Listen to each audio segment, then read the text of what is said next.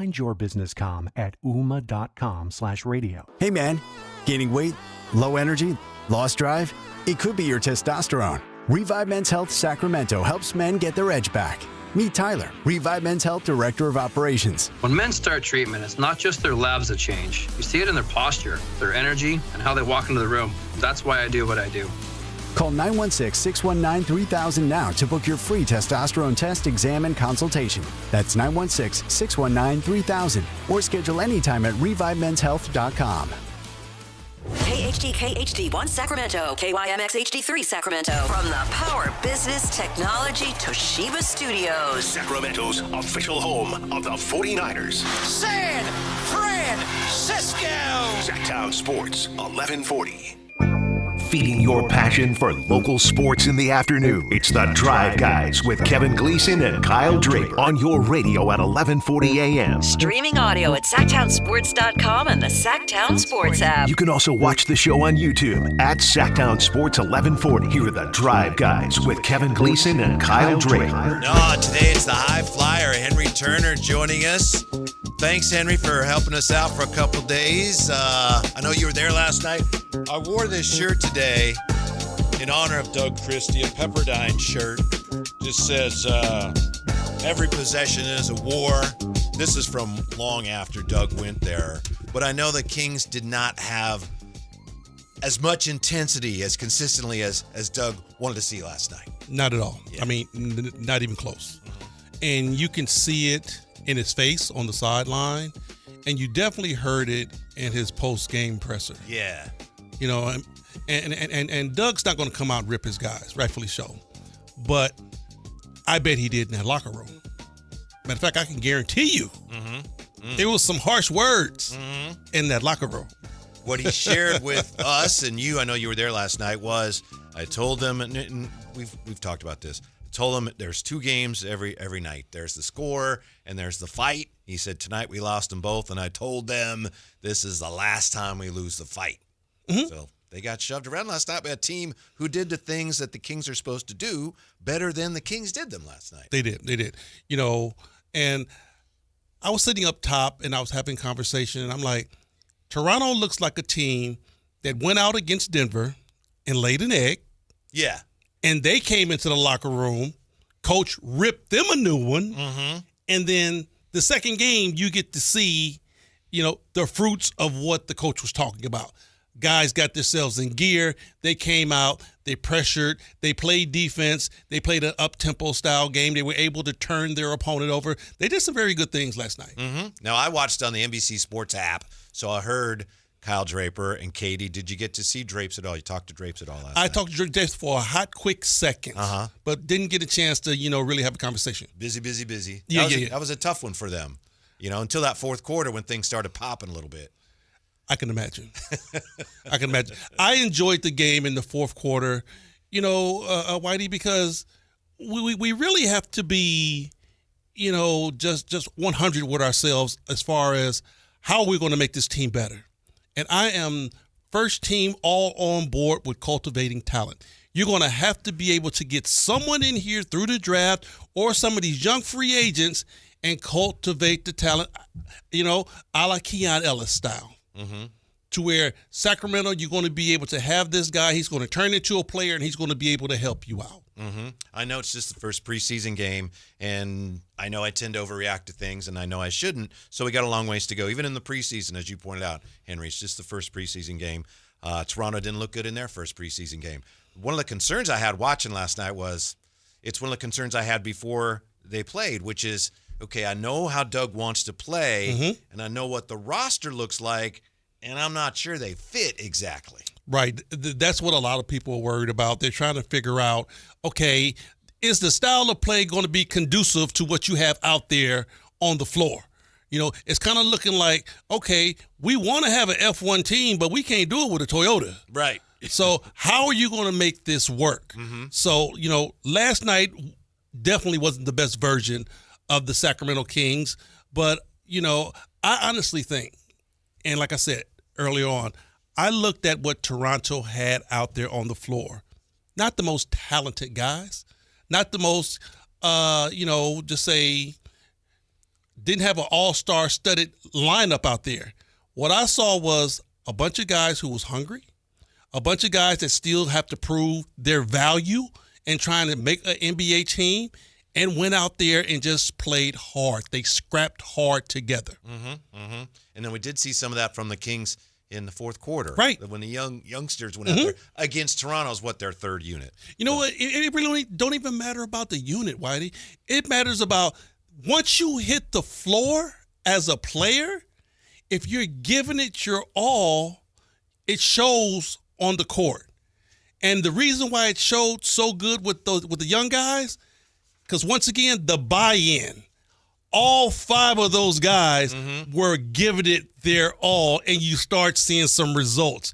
Just like what Toronto did to us the whole game. They start pressuring the basketball. Yeah. They start getting deflections. They're getting turnovers, getting out in transition.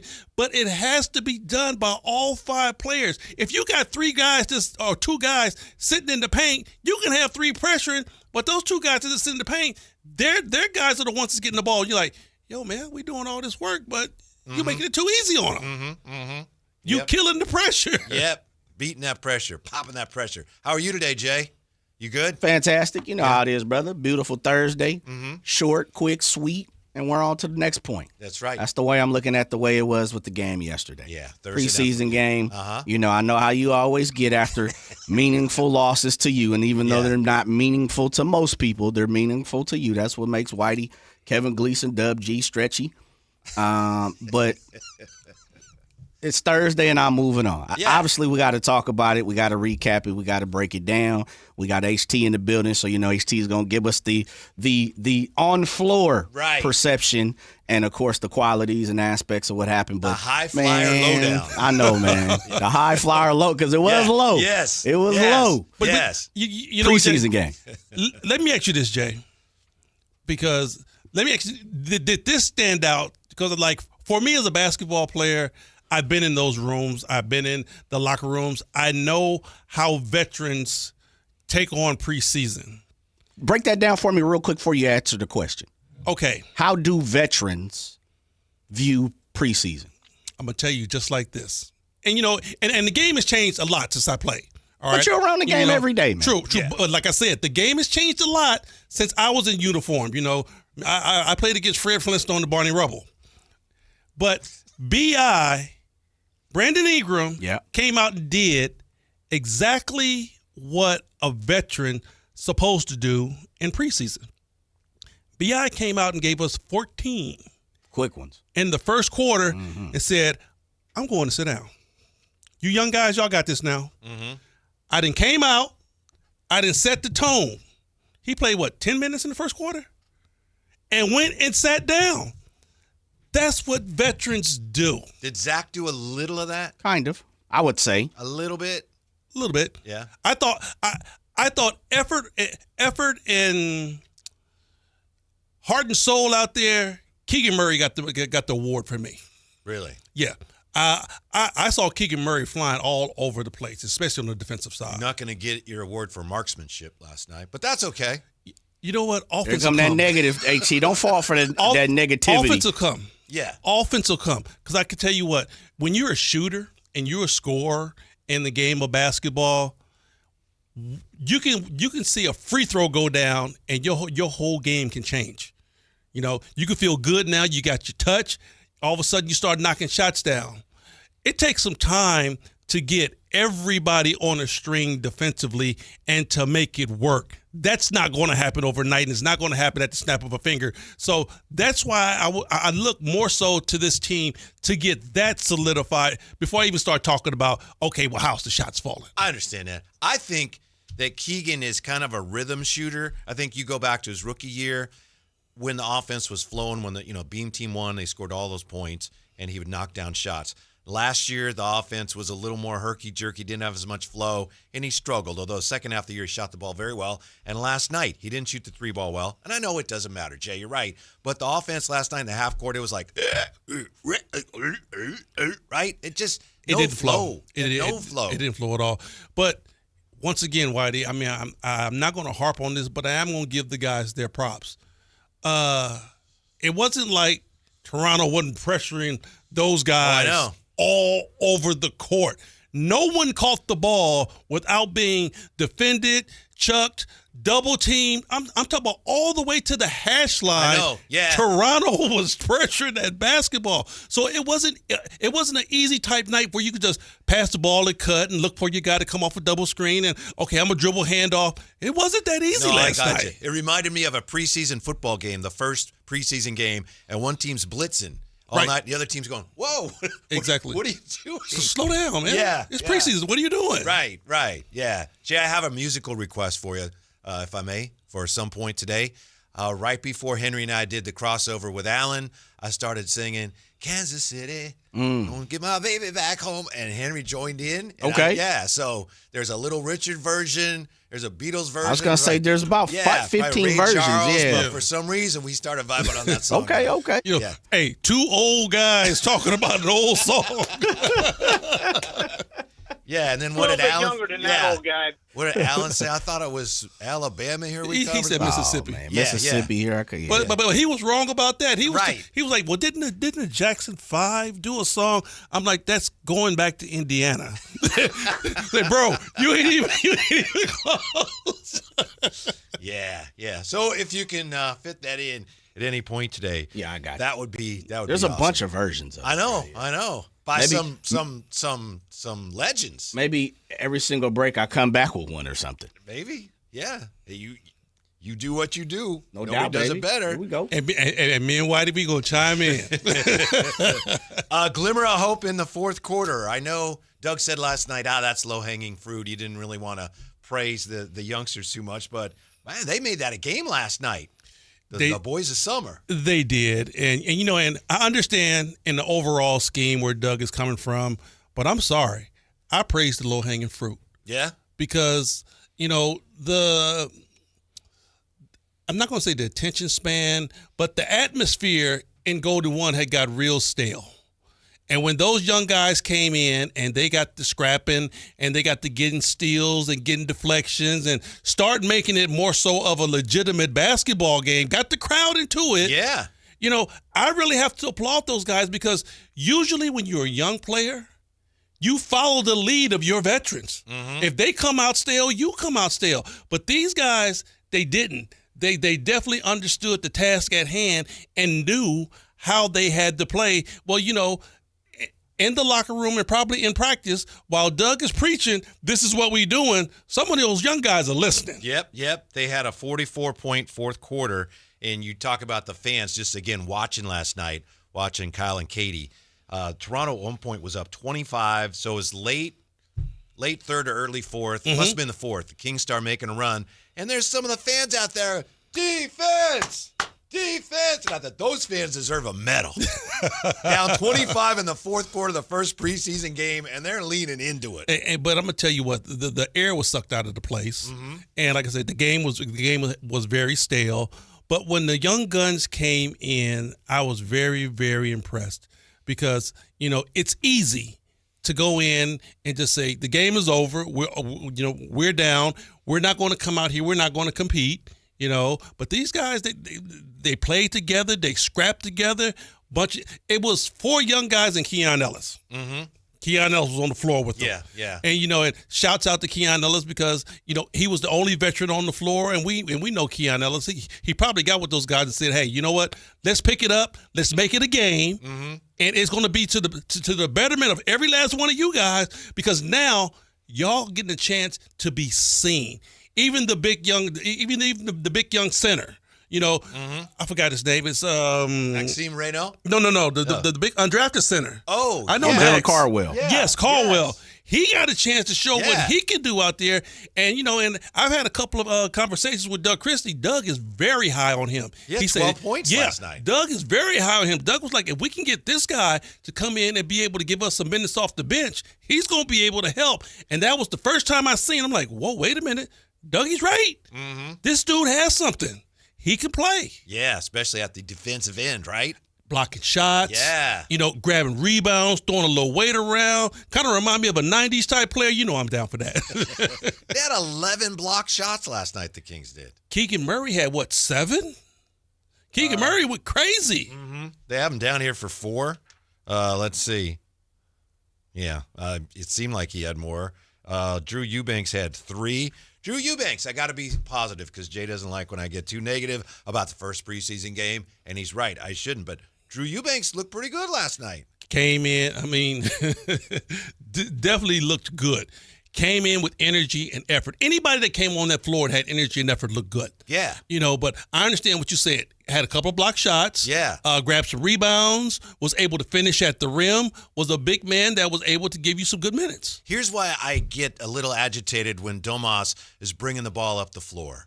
And I didn't see a lot of that last night. And I understand he's a great passer, and that throws a different wrinkle at the defense. But Henry, way better than I do. If you're a big, and I know you weren't a big in the NBA, but you know this. If you're a big, you run the floor.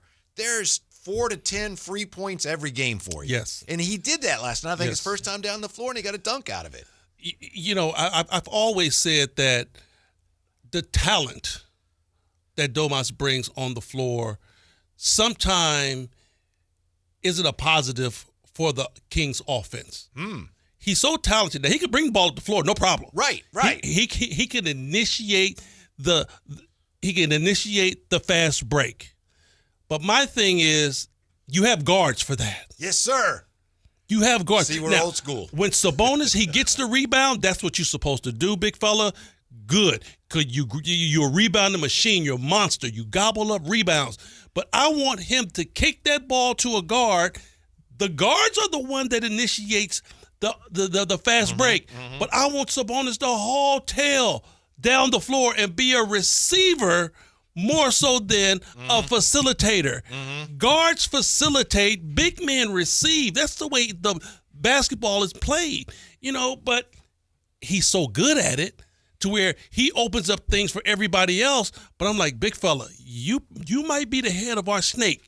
We're going to need you to be just a little bit more aggressive and a little bit more greedy as far as scoring those baskets. One thing, speaking of scoring, that I wanted to see last night was Zach LaVine come in and just establish himself as the best offensive player on the floor, at least for the Kings. He shot the ball very well. He had a very tidy night. He only played he ended up with 14 minutes, 16 points on 7 shots. And there he is. That if we see that, what we saw in that first quarter, I think he could be maybe even among the league scoring leaders this year. I liked that. You know what? Didn't you hear what I just said about what veterans supposed to do? Yes. What does Zach do? Yep. Come out in the first half. Right.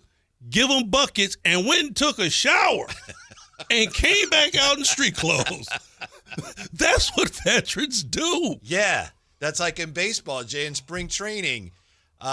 Players will go play a couple innings, the regulars, and then by the 7th inning, they're already dressed and showered. They're walking around the ballpark. To be completely honest, they ready to get in the car. They just waiting on the rest of the game to go. Yeah. I mean, really, fellas, it was like that. But when I first came into the NBA, and I was Rodney McRae's rookie, and I remember we didn't have these many nights. I'm going to tell you that right now because we struggled. We didn't have these many nights. But it was certain nights to where, the vets will come in and Rod will sit me down. He say, look, Hank, I need you to be ready tonight. He said, we're going to go out and we're going to get this lead to about 10, 12, and we're going to need you to come in and keep that lead.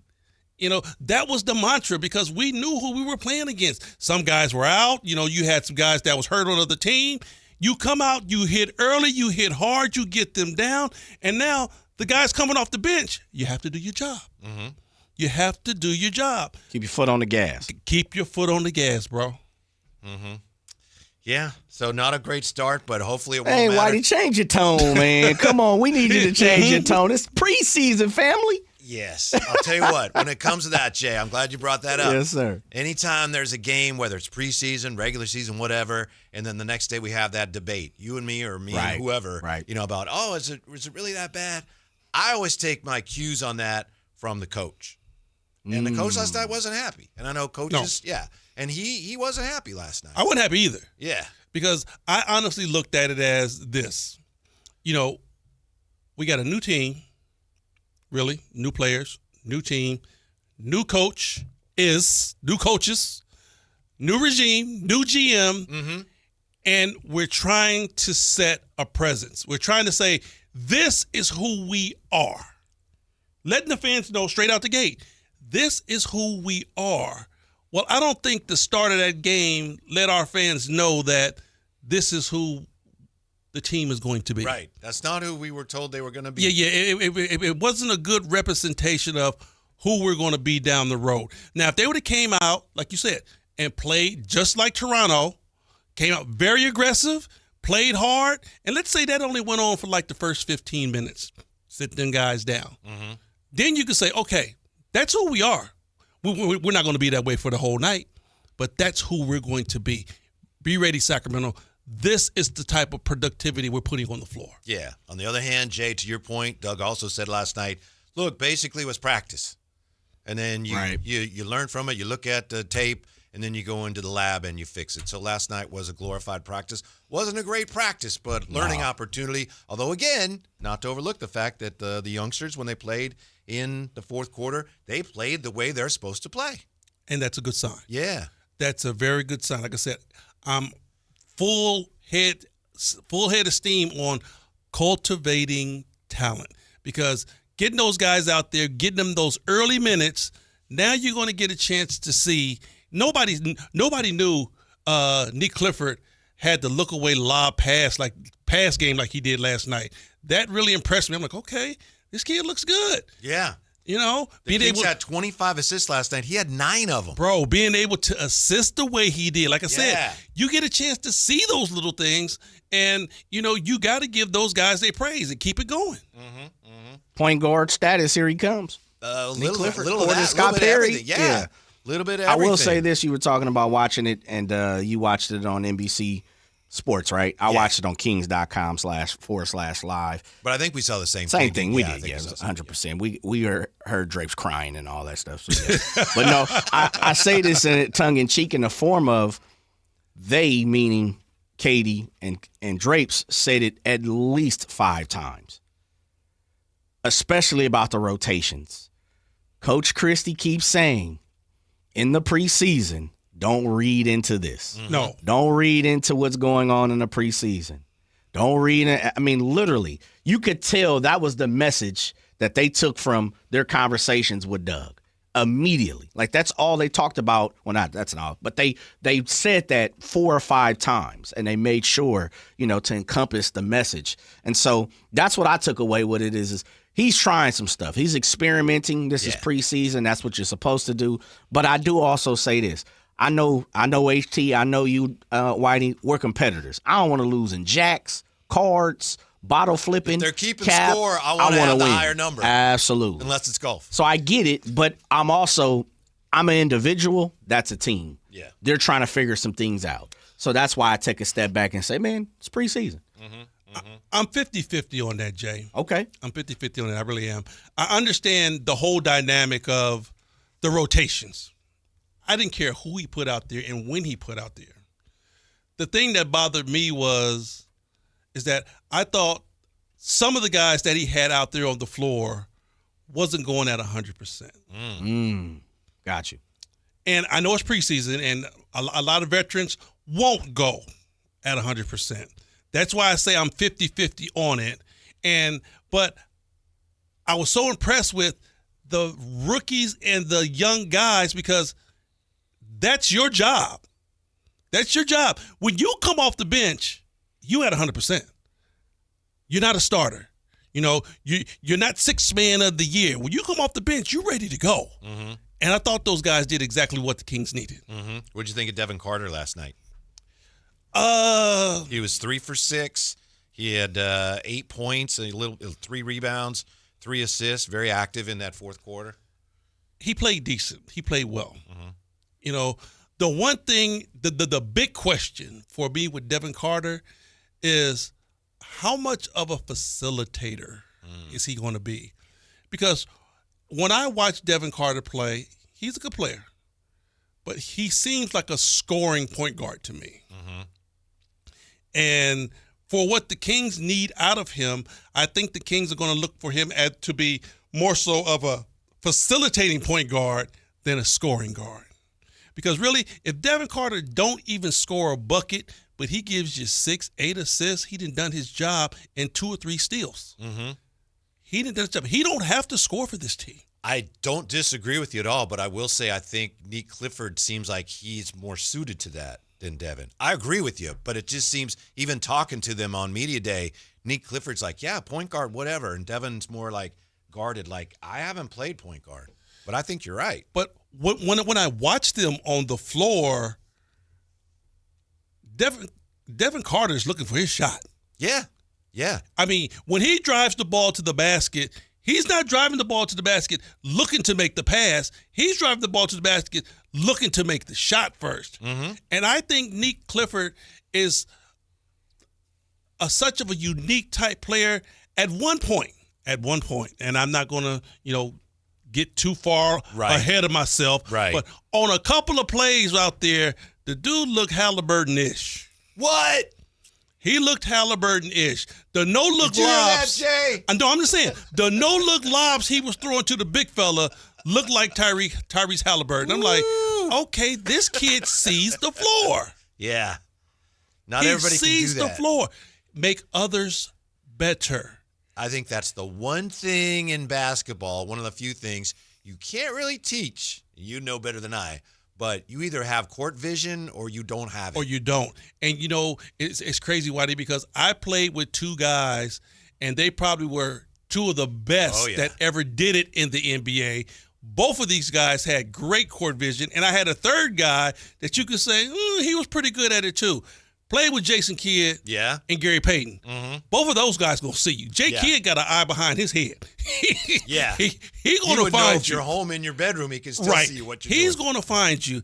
And Brian Shaw was pretty good at the point guard position too. Yeah. He was able to find you. I mean, that's just the way we played back in the day. But, that's the true definition of a point guard to me. Mm-hmm. I mean, I will take Chris Paul over a bunch of New Jack point guards any day because Chris Paul was able to make DeAndre Jordan an all-star. Gotcha. Magic Johnson made AC Green an all-star. So when you're that good, your game is that dominant to where you can make somebody else an all-star, that's the epitome of a guard. When we come back, we'll tell you the one thing about last night that Doug Christie said was unacceptable, and there's a new trade candidate, at least the name of a trade candidate for the 49ers that has emerged, that at least is being talked about. We'll look at that when we come back. Henry Turner with us today, Sactown Sports. The Sactown Sports 1140 newsletter right to your email. Get your latest on the Sacramento Kings, athletics, and Republic FC with the Sactown Sports 1140 newsletter. Visit SactownSports.com to join. With Progressive, you can reach customer service in the way that's easiest for you, by phone, app, or online. We know it would be great if we just magically appeared, but that's more of a genie thing, and we do insurance. But with us, you'd be like, well, it wasn't a genie, but it was great customer service, so that's nice. And sure, you probably would still like the whole 3 wishes thing, so if you meet a genie, you should definitely ask. But when you need us, contact Progressive by phone, app, or online. Just no genies. Progressive Casualty Insurance Company and Affiliates. You're still glowing, flirting, grooving. You've still got it. But your immune system weakens as you age, making it harder to fight flu, pneumococcal pneumonia, RSV, and COVID-19.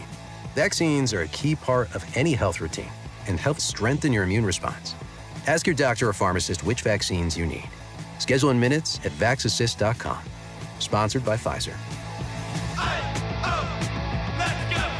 For over 90 years, Hagen Oaks has partnered with the biggest brands in golf to bring cutting-edge technology to your game. Our one-of-a-kind total game fitting offers a level of experience and precision that is unmatched. From driver to putter, footwear to golf balls, our TrackMan-powered performance studios, 3D footwear scanner, and Ping's Ballnamic ball fitting kiosk ensure every piece of your gear is tailored to your swing. Trust the experts at the Hagen Oaks Golf Super Shop. Total game fitting starts here.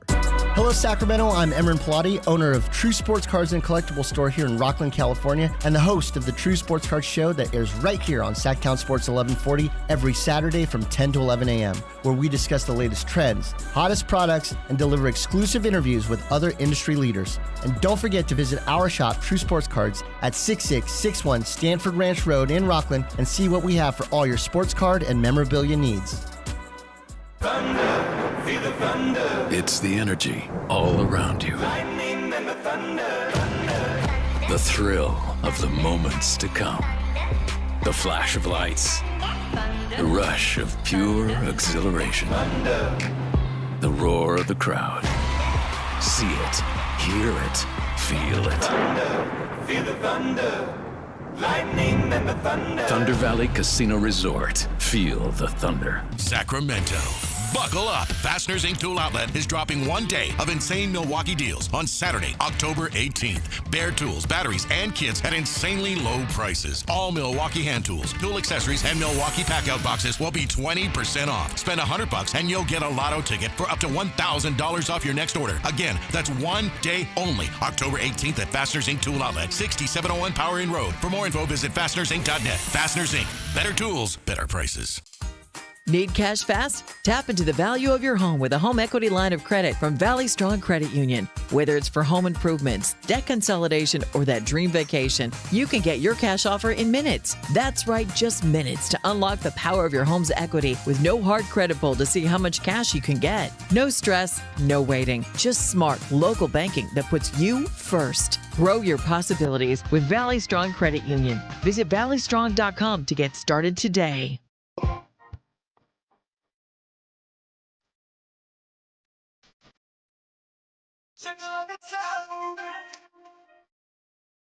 I've talked to them about there's 2 games every night. There's the game and there's the fight. So we got 164 games, okay? Every night we gonna win one of them. If we win both, we doing something. Tonight we lost them both. And I said, let that be the last time that we always gonna win a fight. The Drive Guys powering your afternoons Monday through Friday on Sactown Sports. Doug Christie last night, he said that was unacceptable. And so as we have this debate about, they didn't look good, but it was just a preseason game. Like I said, we have the high flyer with us today and next couple of days. I take my cues from the coach. And as far as that goes, as far as Toronto winning the fight within the game, Doug said that was unacceptable. He was not happy about that. And do we have to explain the 164 to our listeners? I think he explained it well there, right? 82, you got 2 games in each 82 games of the 82 games. Okay. So it's 164. Yeah. I mean, so some people might have been like, wait a minute, isn't the season just 82 games? But you got 2 fights in one game. Right. But does it really matter if you win the fight and lose the game? Isn't that like a moral victory? If you lose a game, but you know what? We really played hard. You know what? Kind of, sort of, kind of. Uh-huh. I can ride with that because there are going to be some games to where the Kings come out and they play well, but you don't win the game. Mm-hmm. Those are what we call AKA moral victories, but sometimes you can accept those. You don't want a bunch of them, but sometimes you can definitely say, fellas, we played the right way. Just a couple of things didn't go our way, and, we came up short. But you don't want to be like, well, man, we got thumped by 30. No way we're going to win that game. Yeah. I see what he's saying. He's saying if you win the fight every night, if you're given the effort and the energy every night, the win's going to come. The wins will come. Right. It won't come every night necessarily, but you're going to be okay. Mm-hmm. And if you don't bring the fight, there's no way you're going to win the game. Right. It's kind of like one of those mental type things to where he's trying to get in the player's head and let them know. Doug's very good at that. Mm-hmm. Trying to get into guys' heads. Same thing with Scott Perry. Scott Perry plays the game too very well on Twitter. With Monday motivation. Yeah, with all the motivations. Yeah. To get into your head and to get you to buy in, get you to believe. And I think a lot of that is being thrown around in the Kings organization to get this team to come together. Mm-hmm. Yeah. And they're obviously listening. They didn't apply it last night, maybe as a team, but I know on Media Day, I think it was Devin Carter, we were talking to him about something, and he brought it up and says, Doug says there's 2 fights, 2 games within each game. There's the fight, and then there's the game. So he was not happy about that. Yeah, I mean, I'm right with him. Mm-hmm. I'm right with him, but, the NBA is the NBA. We have another one tomorrow. Yes. What do you think of this Portland team? I mean, we haven't seen them yet. I know we're not sure. They had a Drew Holiday. They, in some ways, did better than people thought they would last year. Do we have to worry about them in the rearview mirror in the Western Conference, Henry? You already put them in the rearview, huh? Because I'm going to tell you what. the way they played at the end of the year, Chauncey Billups got something down there. You know, they really played a different style of basketball at the end of the year. They were already so far down but they were trying to catch up. Yeah. They had jumped on a heater, and they was trying to catch back up to try to get back to that play-in spot. They were just so far down that they couldn't do it. And then any team that gets a Drew Holiday has upgraded. Yeah. Drew Holiday is one of the most underrated guards that have come through this league in a long time. I think that dude is definitely a winner. Every place he done won games. I know the morning show talked about this today, and I know Alan talked about it. We'll just touch on it here. From Kevin Pelton, ESPN.com, he's got, according to some formula, which is really complicated, he's got win totals for the Western Conference and for the Eastern Conference this year. So this is what he has according to his formula as we're talking about the other teams in the West. OKC, 59.2 wins. Golden State, 56.1 wins. Give me the under. He drinking the Warrior juice. Yeah. He drinking the Bay Area water. 56 wins. Denver, 52. I'll just round them up or down. Clippers, 50. Wow. Rockets, 47. Lakers, 46. This is Kevin Pelton's projections for victories. Grizzlies, 45. Minnesota, 44. Dallas, 44. Sacramento, 43.5. 44 wins. He says why they project to be better than their over-under in Vegas. He says Sacramento appears to have more talent than the narrative about the team suggests. He says they won 40 games a year ago with a positive point differential. They dropped to a 36-win pace with Levine in the lineup, but they've upgraded at point guard with Dennis Schroeder. So he also has, Kevin Pelton has, speaking of the West and who's behind or ahead of the Kings, San Antonio at 11th with only 40 wins and Portland at 36 wins. Going off of that, for him to have the Kings at 43, I threw it out there early on. I said if the Kings have 43 to 44 wins this season, that's a step in the right direction. Yeah. That's a positive season. Yes. Now, when Vegas had him at 36, I was like, ooh. Take it. 36 is going to be hard. The ESPN bet over-under was 34.5. Right. But if they can get 43 to 44 wins, that's a step in the right direction. It still might not get you to where you want to be in the playoffs, but it's a step in the right direction. And I'll tell you what, a lot of his predictions, I'm like, whoa, wait a minute. I think he's way too high on the Golden State Warriors. Oh, clearly. Okay? Yeah. And I think he's way too low for the Houston Rockets. You know, I understand. Freddie went down. And that's going to be a big hit for them. But I'm sorry. I mean, the way Ime Udoka has those guys playing, he's got some very good young players down there. And, you know, good center, and you bring in a Kevin Durant, that changes your outlook big time. I would say, now, Jay, hit me if I'm wrong. Almost any team that has a Kevin Durant is a championship caliber basketball club, if you ask me. I think Kevin Durant is maybe even underrated, but Kevin Pelton says Kevin Durant has not driven winning success at the level his box score stats would imply since being traded to the Suns at the 23 deadline. Well, the Phoenix Sun thing was a debacle. Yes, it was. Okay. I'm with you. I don't agree with this. Bradley Beal gave you nothing. Right. I mean, he just came in and just stole. He gave you nothing. And I think Book and KD tried to hold it down, but it just didn't work. But I'm sorry. Every team that Kevin goes to is a championship predicted team, because before they stepped on the floor, everybody was like, ooh, Phoenix is there. Phoenix is going to be the next team. All right. We know what he did with Golden State, right? Even when he went to Brooklyn and they had their quote unquote big three. Oh, Kevin Durant's in Brooklyn. Watch out. Championship contenders. They're right there with Boston. But it isn't from the lack of play from Kevin Durant. I agree. Kevin Durant has been solid, so I have to give him his props. Every team that he goes to, he really elevates that team to where you can say, if everything goes well, they can possibly win a championship. Yeah, definitely. Now, I don't mean to shift gears here, but I did mention this. I wanted to see what Jay thought of this. Jay, you know, we've been talking, and we'll probably talk more today because we have Rod Brooks about the 49ers and who they may go get now that Bosa's out.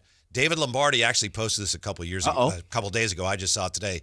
He says the 49ers are now without Yetur Gross-Matos, SF needs more than a Nick Bosa replacement. He says a good defensive tackle would help. He says tired, trade for Trey Hendrickson. Wired, trade for Jeffrey Simmons of the Tennessee Titans. You know where I stand on it, baby. Wow. I said it yesterday or Tuesday.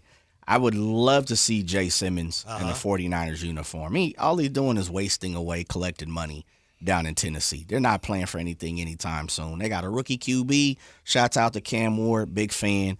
But I just don't see them playing for anything of substance within the next 2 years, 2 seasons, meaning this season, next season, maybe the third season. And Jay, send them our way. And Jay, and when you're an organization like that, okay, you really have to be realistic with yourself and say, okay, we're not really playing for anything right now. And even if you're trying to say, okay, we're going to cultivate some of our young guys, but you do have this veteran on your team that has, given you everything you could possibly get out of him.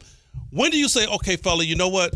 We're going to move you and let you go to a team to where you could possibly fight for your last chance to get another championship. Right. By the time we're any good, you won't be anymore. Right. You're going to be gone. Right?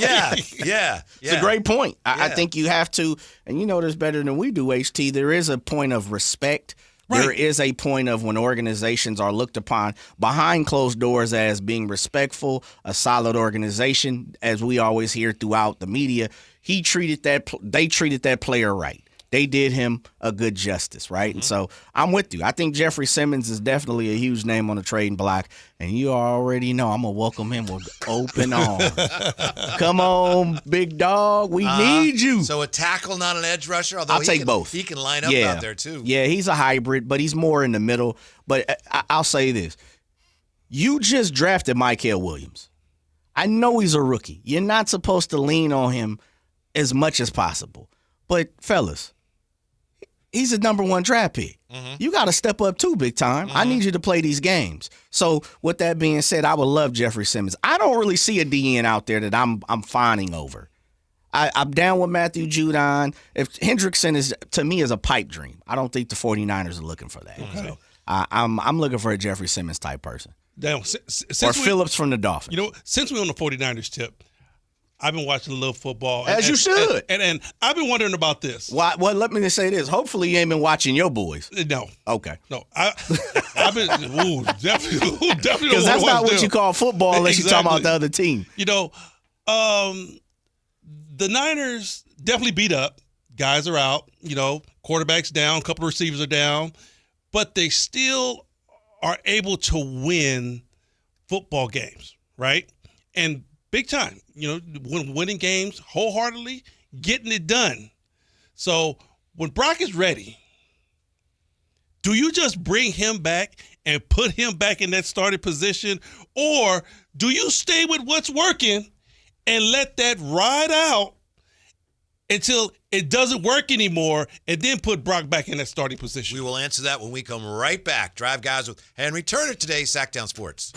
The San Francisco 49ers play on Sactown Sports 1140. Touchdown 49ers! Every game on your #1 sports station. Don't miss the action on your local sports leader. Sactown Sports 1140. The Sactown Sports 49ers report is brought to you by Kia of Vacaville, located beside the Vacaville outlets. The 49ers win an absolute thriller in overtime over LA, 26-23 to improve the 4-1. San Francisco getting a critical stop on 4th and 1 at the end of the game with LA driving inside the red zone. Mac Jones is now 3-0 as the 49ers starting quarterback. The Niners are back in action in Tampa Bay. Catch the game Sunday beginning at 9 o'clock right here on Sactown Sports 1140. Football season is here at Kia of Vacaville. You can score big in a new 2025 Kia Niro LX with up to 53 MPG combined at Kia of Vacaville. Perfect for road trips, tailgates, and cruising to Levi Stadium in style and comfort. But don't wait. Inventory is limited at Kia of Vacaville, and these deals won't last long. Visit KiaVacaville.com or stop by right next to the Vacaville outlets for friendly service, easy shopping, and unbeatable value. All in one stop. Kia of Vacaville, where the adventure begins. $5,000. That's the average amount of money people in the U.S. are now spending on gas in a year. $5,000. That's crazy. If you drive, you have to download Upside, the free app that gives you cash back every time you get gas. That's right. You can earn real cash back with Upside just by buying the gas you're already buying. You can literally start earning cash back today. I use Upside every time I fill up, and I've already made around $300. You're putting gas in your car anyway. Why not get real cash back? If you like free money, download Upside. I'm saving the cash I earn from using Upside to help pay for a vacation later this year. Download the free Upside app now to earn cash back every time you buy gas. Use promo code POWER to get an extra 25 cents per gallon on your first tank. You can cash out anytime right to your bank, PayPal, or a gift card for Amazon and other brands. Just download the free Upside app and use promo code POWER for a 25 cents per gallon bonus on your first tank. That's code POWER for a 25 cents per gallon bonus. Get in the zone, AutoZone. Brad's day is off to a slow start. So he heads to AutoZone, where batteries are as low as $89.99. Sammy, a local AutoZoner, tests his battery for free. Looks like he just needs a charge. And Sammy does that for free too. In no time at all, Brad is back on the road, ready to finish the day strong. Free battery testing and charging at every store. No hassles, just help. Get in the zone, AutoZone. Restrictions apply. Wesley Financial Group is not a law firm, and Chuck McDowell definitely not an attorney. This is Chuck. If someone talked you into buying something really silly and you want to get out of that silly little thing, my advice, get the facts. Call me and I'll send you our timeshare exit kit absolutely free. Inside, you'll learn how timeshare works and all your options for cancellation. Call Wesley now for your free exit info kit. 800-329-2121. That's 800-329-2121. Hey man, gaining weight, dragging throughout the day, losing your drive? It could be your testosterone. The team at Revive Men's Health Sacramento gets men back on track with the energy and drive they've been missing. Meet Tyler, Revive Men's Health Director of Operations, and witness to hundreds of success stories. I've seen guys come in worn out, discouraged, and just not themselves. A few months into treatment, they're standing taller, speaking with more confidence. It's like watching someone come back to life, like a light switch gets turned back on. When a spouse says, "Thank you, I really have my partner back, better than before," that's the moment it all clicks for me, and that's why I do what I do. Since 2011, Revive Men's Health has helped more than 120,000 men regain their energy and drive. Start your story today with an in-clinic visit or a secure video appointment. Call 916-619-3000 now to book your free testosterone test, exam, and consultation. That's 916-619-3000. Or schedule anytime at revivemenshealth.com. Carmichael Dave here with breaking news. American Energy Heating and Air is changing their name to American Energy Home Pros. No, they're not going to do poetry, not that kind of pros, as in professionals. Hey, listen, I've told you for months, they want to be your second opinion partner. Of course they do. They want to come out to your house for free. Take a look at whatever offer you've been given on your heater, on your air conditioner, and now your plumbing. And what will they do? They'll give you a replacement quote. They'll give you a second opinion, which does two things there. Number one, it lets you know that whatever service you've been quoted, you actually need. And number two, it's going to let you know, A, if you have a great price from somebody else, or B, more probably, if you have a better price from American Energy Home Pros. Been in business since 1981, 916-520-9990. That's 916-520-9990.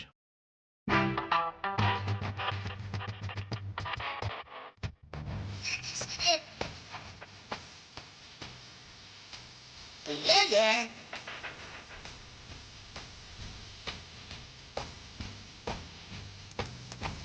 Yeah.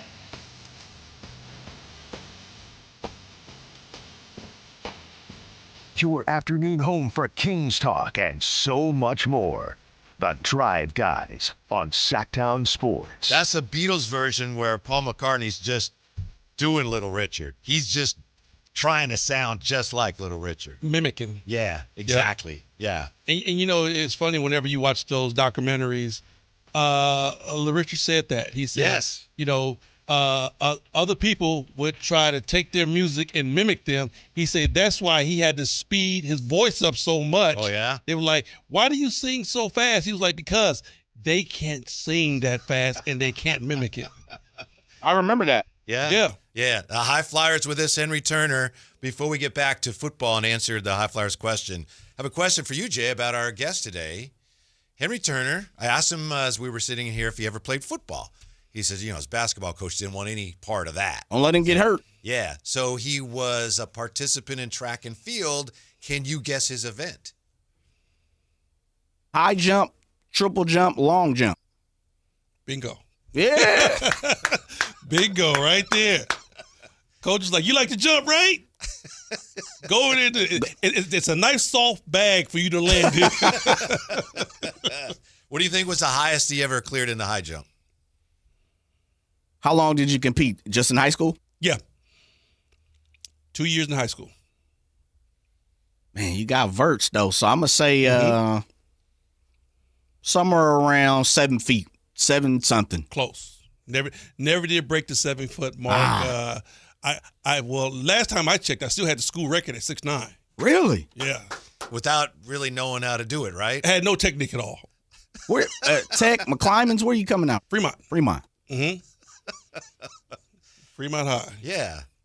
That's cool. So when you watch the Olympics and you're seeing those guys doing that, yeah, I did that. You know what?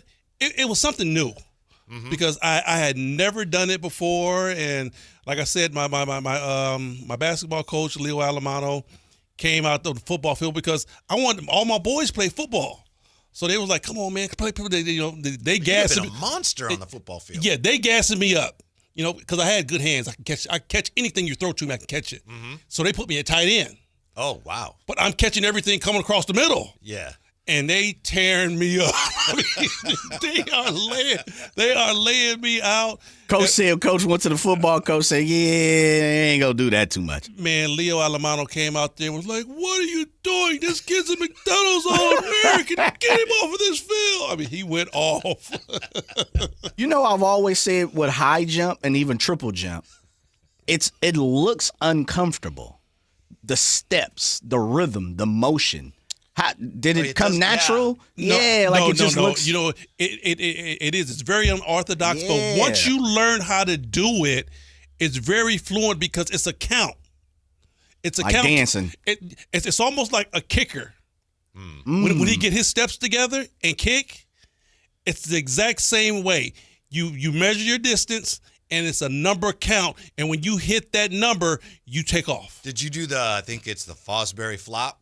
Where you go over backwards, or did you go over? Yeah, I tried both. Oh, okay. I tried both. But the flop is easier because once you go up, and if you get your arm and your right shoulder over the bar, you should be able to whip your legs over and get the rest of you over the bar. Wow. I wouldn't know what ain't to no do way, with myself ain't no way in hell. Yeah. You know what, though? I got one for you guys. You probably would never guess what I did when I was younger. My first sport I've ever tried for. Lacrosse. Nope. In the town? Mm-hmm. I thought you might have told me you golf. played some baseball, but I don't know. I played baseball. Yeah. Started off, I want to say, 8 years old at the East Oakland Boys Club. My mom took me to the Boys Club. Water polo. East Oakland, bro. I know, that's what I'm saying. I'm just throwing out random. The town ain't it's all concrete, baby. The only thing that you could play was baseball, football, basketball, soccer. Gymnastics. Whoa. On the floor. Really? Oh, I could tumble. Oh, yes. Yes, that was it. That was my thing. Could tumble.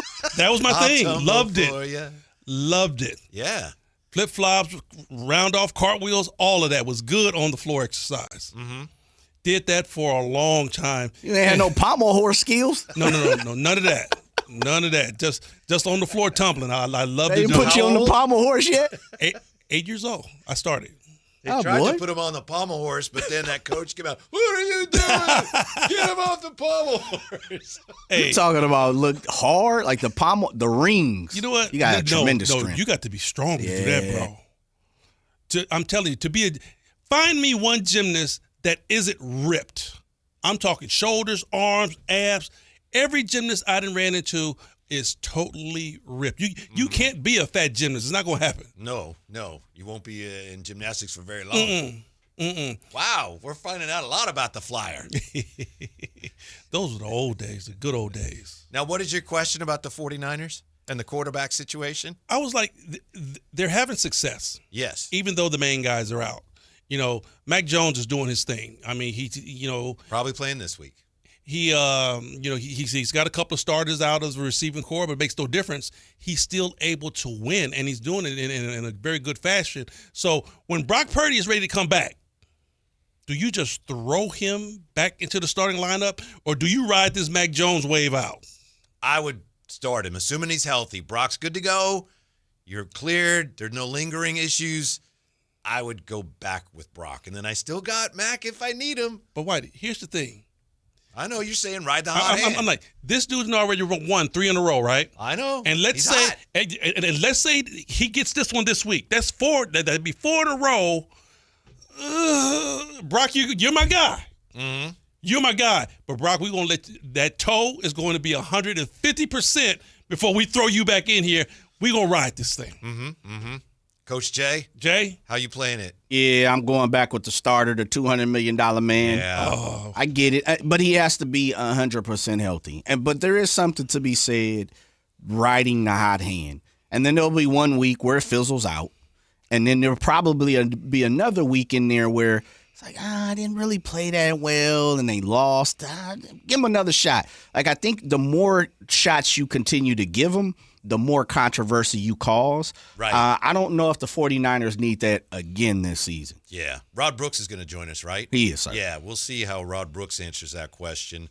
49er Insider with a look ahead at the Tampa Bay game coming up. Rod Brooks next with the Drive Guys. Henry Turner with us today, the gymnast on Sactown Sports. This is the story of the one.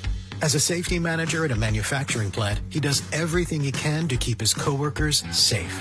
From finding ways to reduce risks to keeping safety supplies in stock. And for that, he relies on Grainger. Grainger offers a broad range of quality products and next-day delivery, so he can always play it safe. Call 1-800-GRAINGER, click Grainger.com, or just stop by. Grainger, for the ones who get it done. Hi, this is Greg Papa. Disasters hit every day. If your home, business, or building has suffered from any disaster, SunPoint Public Adjusters can help. SunPoint prepares, presents, and negotiates your claim with the insurance company, working only for you, making sure you get everything you're entitled to and letting your focus be on what's most important, your family or your business. Call SunPoint today at 888-247-7865 or contact us at sunpoint.us. SunPoint Public Adjusters, the gold standard in public adjusting. License number 2N14884. Capital Casino, Sacramento's #1 poker room with primetime football. It's back. Capital Casino is giving away $500 per game in high hand bonuses for every Sunday, Monday, and Thursday night primetime game. Offering the best food, best service, and the best action with the most variety of games in the region and conveniently located at 411 North 16th Street in downtown Sacramento. For more information, log on to capital-casino.com and please gamble responsibly. 1-800-GAMBLER. For 25 award-winning years in Northern California, Ashton & Price is your local injury law firm. Pro attorney tip: if a firm presents as local but they're in LA, red flag. If your first consultation is not with a lawyer, big red flag. At Ashton & Price, your first consult is with a local attorney, and if serious injury prevents travel, a lawyer will come to you. Still not enough? George Washington's my uncle. At Ashton & Price, no red flags, just red, white, and blue. Remember, for the best advice, don't think twice. Call Ashton & Price. When I was a kid, I remember my dad, a lineman, leaving in the middle of the night. Families were depending on him to get their power back on to keep them safe and warm. Watching him taught me that this work isn't just about wires and circuits. It's about people and the trust they place in us when the lights go out. That's why I started Maverick Electric Heating and Air, to carry on that same promise of showing up, doing it right, and protecting families when they need us most. Visit callamaverick.com. Listen to the 49ers Red Zone Report daily, brought to you by Mountain Mike's Pizza, the official pizza of the 49ers. Mountain Mike's Pizza, pizza the way it ought to be. Hey everyone, it's Kyle Draper here. If you're in the market for a new car, let me tell you about my experience with Mercedes-Benz of Stockton. From the moment I walked into their state-of-the-art showroom, I knew I was making the right choice. There was no pressure from the sales staff, and if I'm being honest, I felt like a kid in a candy store. I settled on the all-electric EQS SUV, and let me tell you why. First of all, the comfort. After a long day at work, I actually look forward to being in my car. It has several different massage settings, including my favorite, hot relaxing back. Plus, the seat heating and cooling features are perfect for the hot summer or those chilly mornings. Mercedes-Benz has the reputation of making the finest cars in the world. Now it's your turn to experience what I already know. Mercedes-Benz of Stockton is the best car buying experience you'll ever have. They're just a short drive down I-5, or you can shop online anytime at mbfstockton.com. That's mbfstockton.com, and tell them Drape sent you. Your local sports leader in the 916. KHD1 Sacramento, KYMX HD3 Sacramento. From the Power Business Technology Toshiba Studios, Sactown Sports 1140.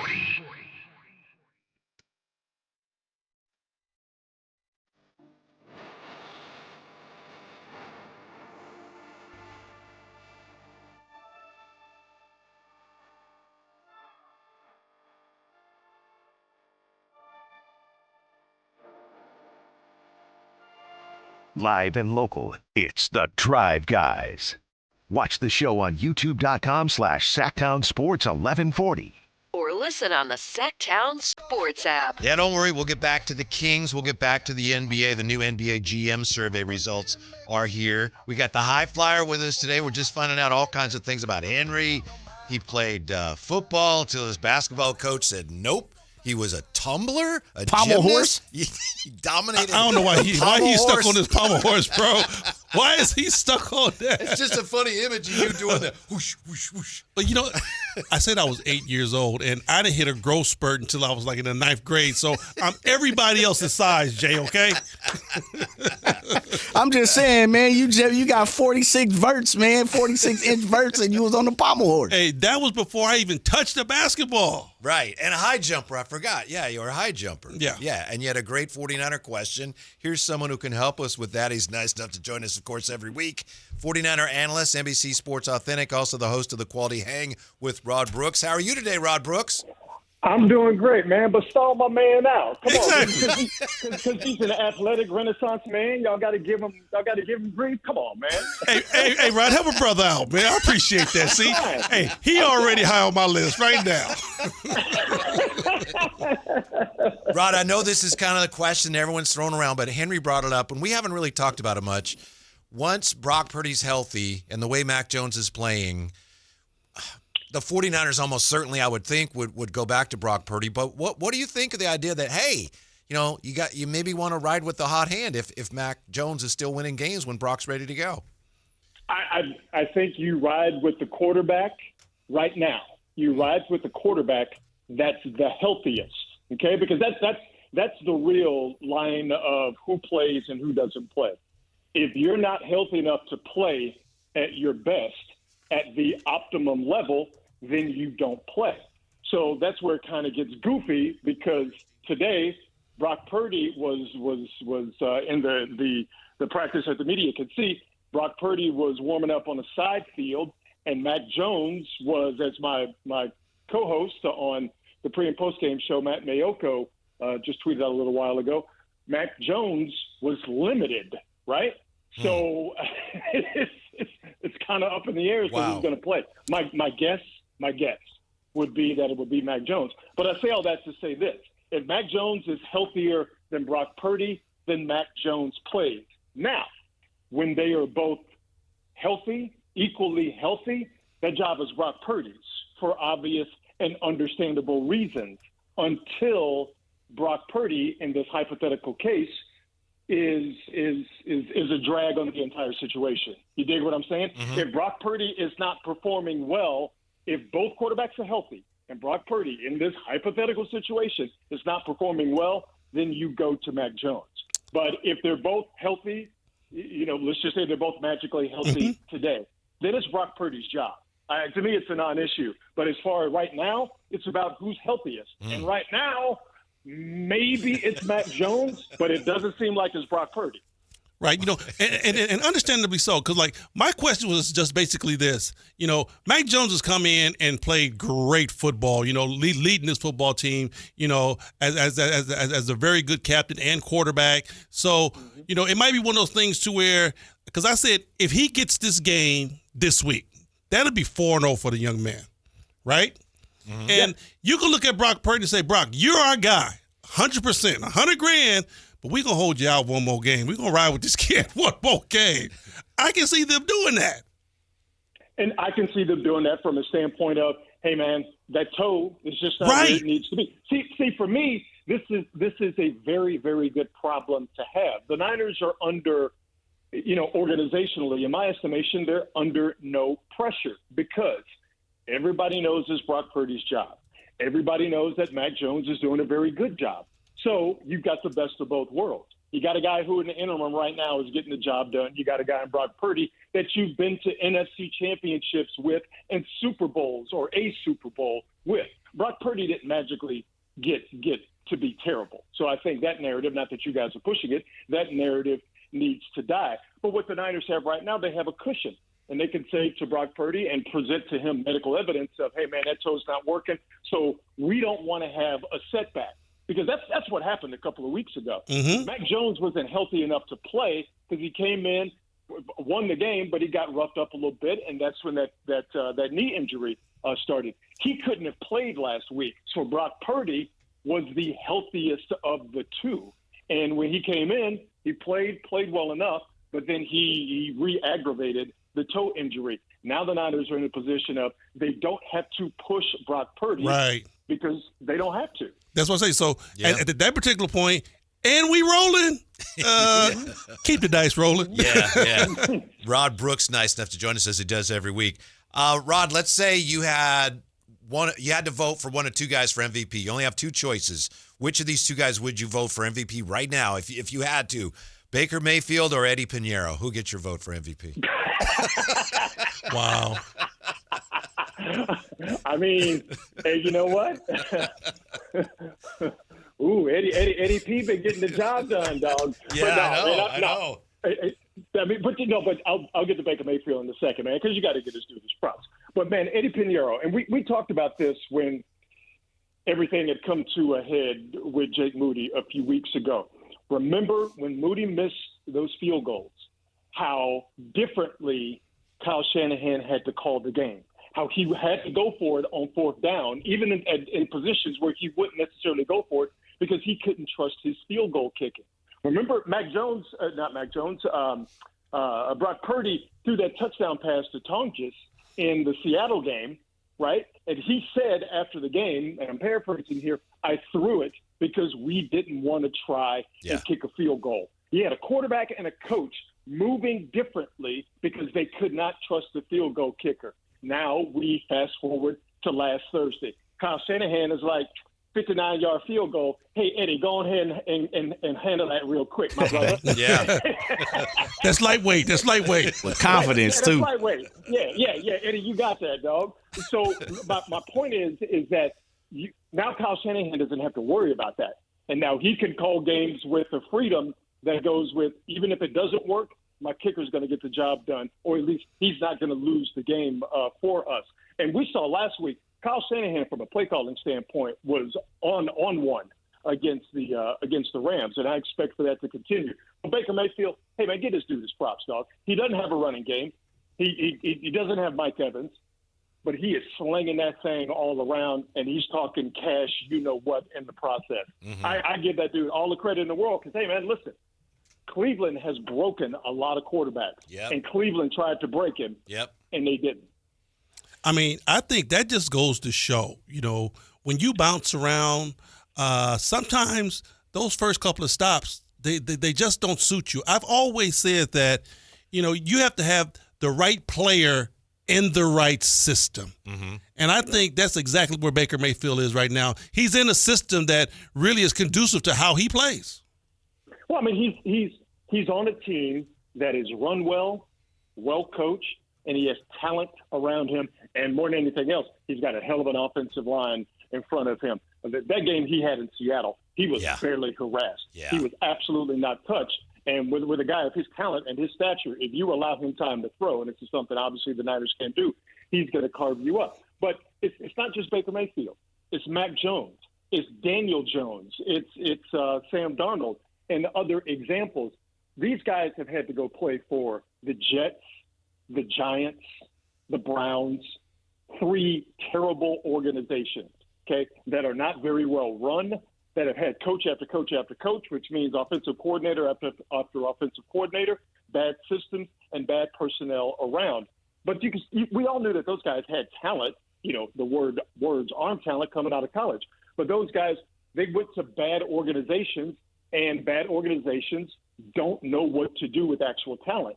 So it's almost a luck of the draw where hopefully you eventually end up in a place like San Francisco or Indianapolis or Tampa Bay or Seattle where they're well-run, well-coached, have talent around, and these guys and their talent can flourish with all of the things that allows it to grow. RB, one of the questions that as we move forward towards Tampa, our co-part here, Kyle Draper, talked about the Rams being the litmus test for the 49ers. And if they could beat the Rams, that it would tell him something. Are we looking at that when it comes to the Buccaneers? It looks like, these two teams are the creme de la creme. Of course, you still got Philly and Seattle, and the Rams are still there. Let's just say the 49ers walk into Tampa and get the victory. Would that tell you something? Well, let me start here. First off, I'm disappointed that Drapes isn't here because I wanted to know who took the biggest L this week. The Eagles or Drapes. Since Drape's not here, we can't have that conversation, so we're going to put a pin in that. No, you're 100% right. What I love about this game is these two teams are almost mirror images of each other. Getting good quarterback play, have very good passing offenses. Neither one of the teams are really running the ball the way that they want to, and both defenses are pretty much mirror images of each other. Very good at stopping the run, particularly Tampa. All the Niners are no slouch. And pass defense, you might be able to get, a little bit. There's some bend, but don't break. So I just love the fact that with these two teams being so evenly matched, I think we're going to get a game similar to what we saw in Seattle last week between Tampa and Seattle, where it's a back-and-forth shootout. Maybe not as many points, but I do think it's going to be one of these situations where whoever has the ball last eventually ends up winning. But this has all the markings of we'll see you in January. Yeah. Mm-hmm. These two teams could definitely meet in the playoffs. And, take Jacksonville. For Jacksonville to beat the Niners and then to beat the Chiefs, those are two good games back-to-back where you look at Jacksonville and go, okay, I have to apologize. I wasn't really familiar with your game. I think for a lot of people around the country watching the Niners, if the Niners can go and beat the Rams depleted and then beat a very good Tampa Bay team on the road, albeit 10 days later, there'll be a lot of people looking at the Niners going, all right, man, what they're doing is for real. Yeah, we're catching up with 49er analyst Rod Brooks. And in another similarity, Tampa Bay's got a few injuries as well, Rod, but that, it's the NFL. It happens. I want to ask you, though, which comes first, an interception or a rushing touchdown for the 49ers? Brother, I don't know. I thought that both of those heroes were going to get erased a couple of weeks ago, but man, was I wrong. I mean, you were close. You were very close. I was close, but I don't get you nothing. Logic tells you that the Niners are not going to go 6 weeks without both a rushing touchdown and an interception. But when you look at the numbers, and I know figures lie and liars figure. But Baker Mayfield has only thrown one interception. So the chances of the Niners being his second, it could happen with as much as he has and as much as he has to throw the ball. But Baker Mayfield's not out there slinging it around and, like I said, getting picked off. And the rushing defense for the Buccaneers is top 5. And, for the Niners, and I'm sure you guys know this and fans know this, but it needs to be pointed out over and over again because of his importance and how the Niners are chomping at the bit to get him back next week.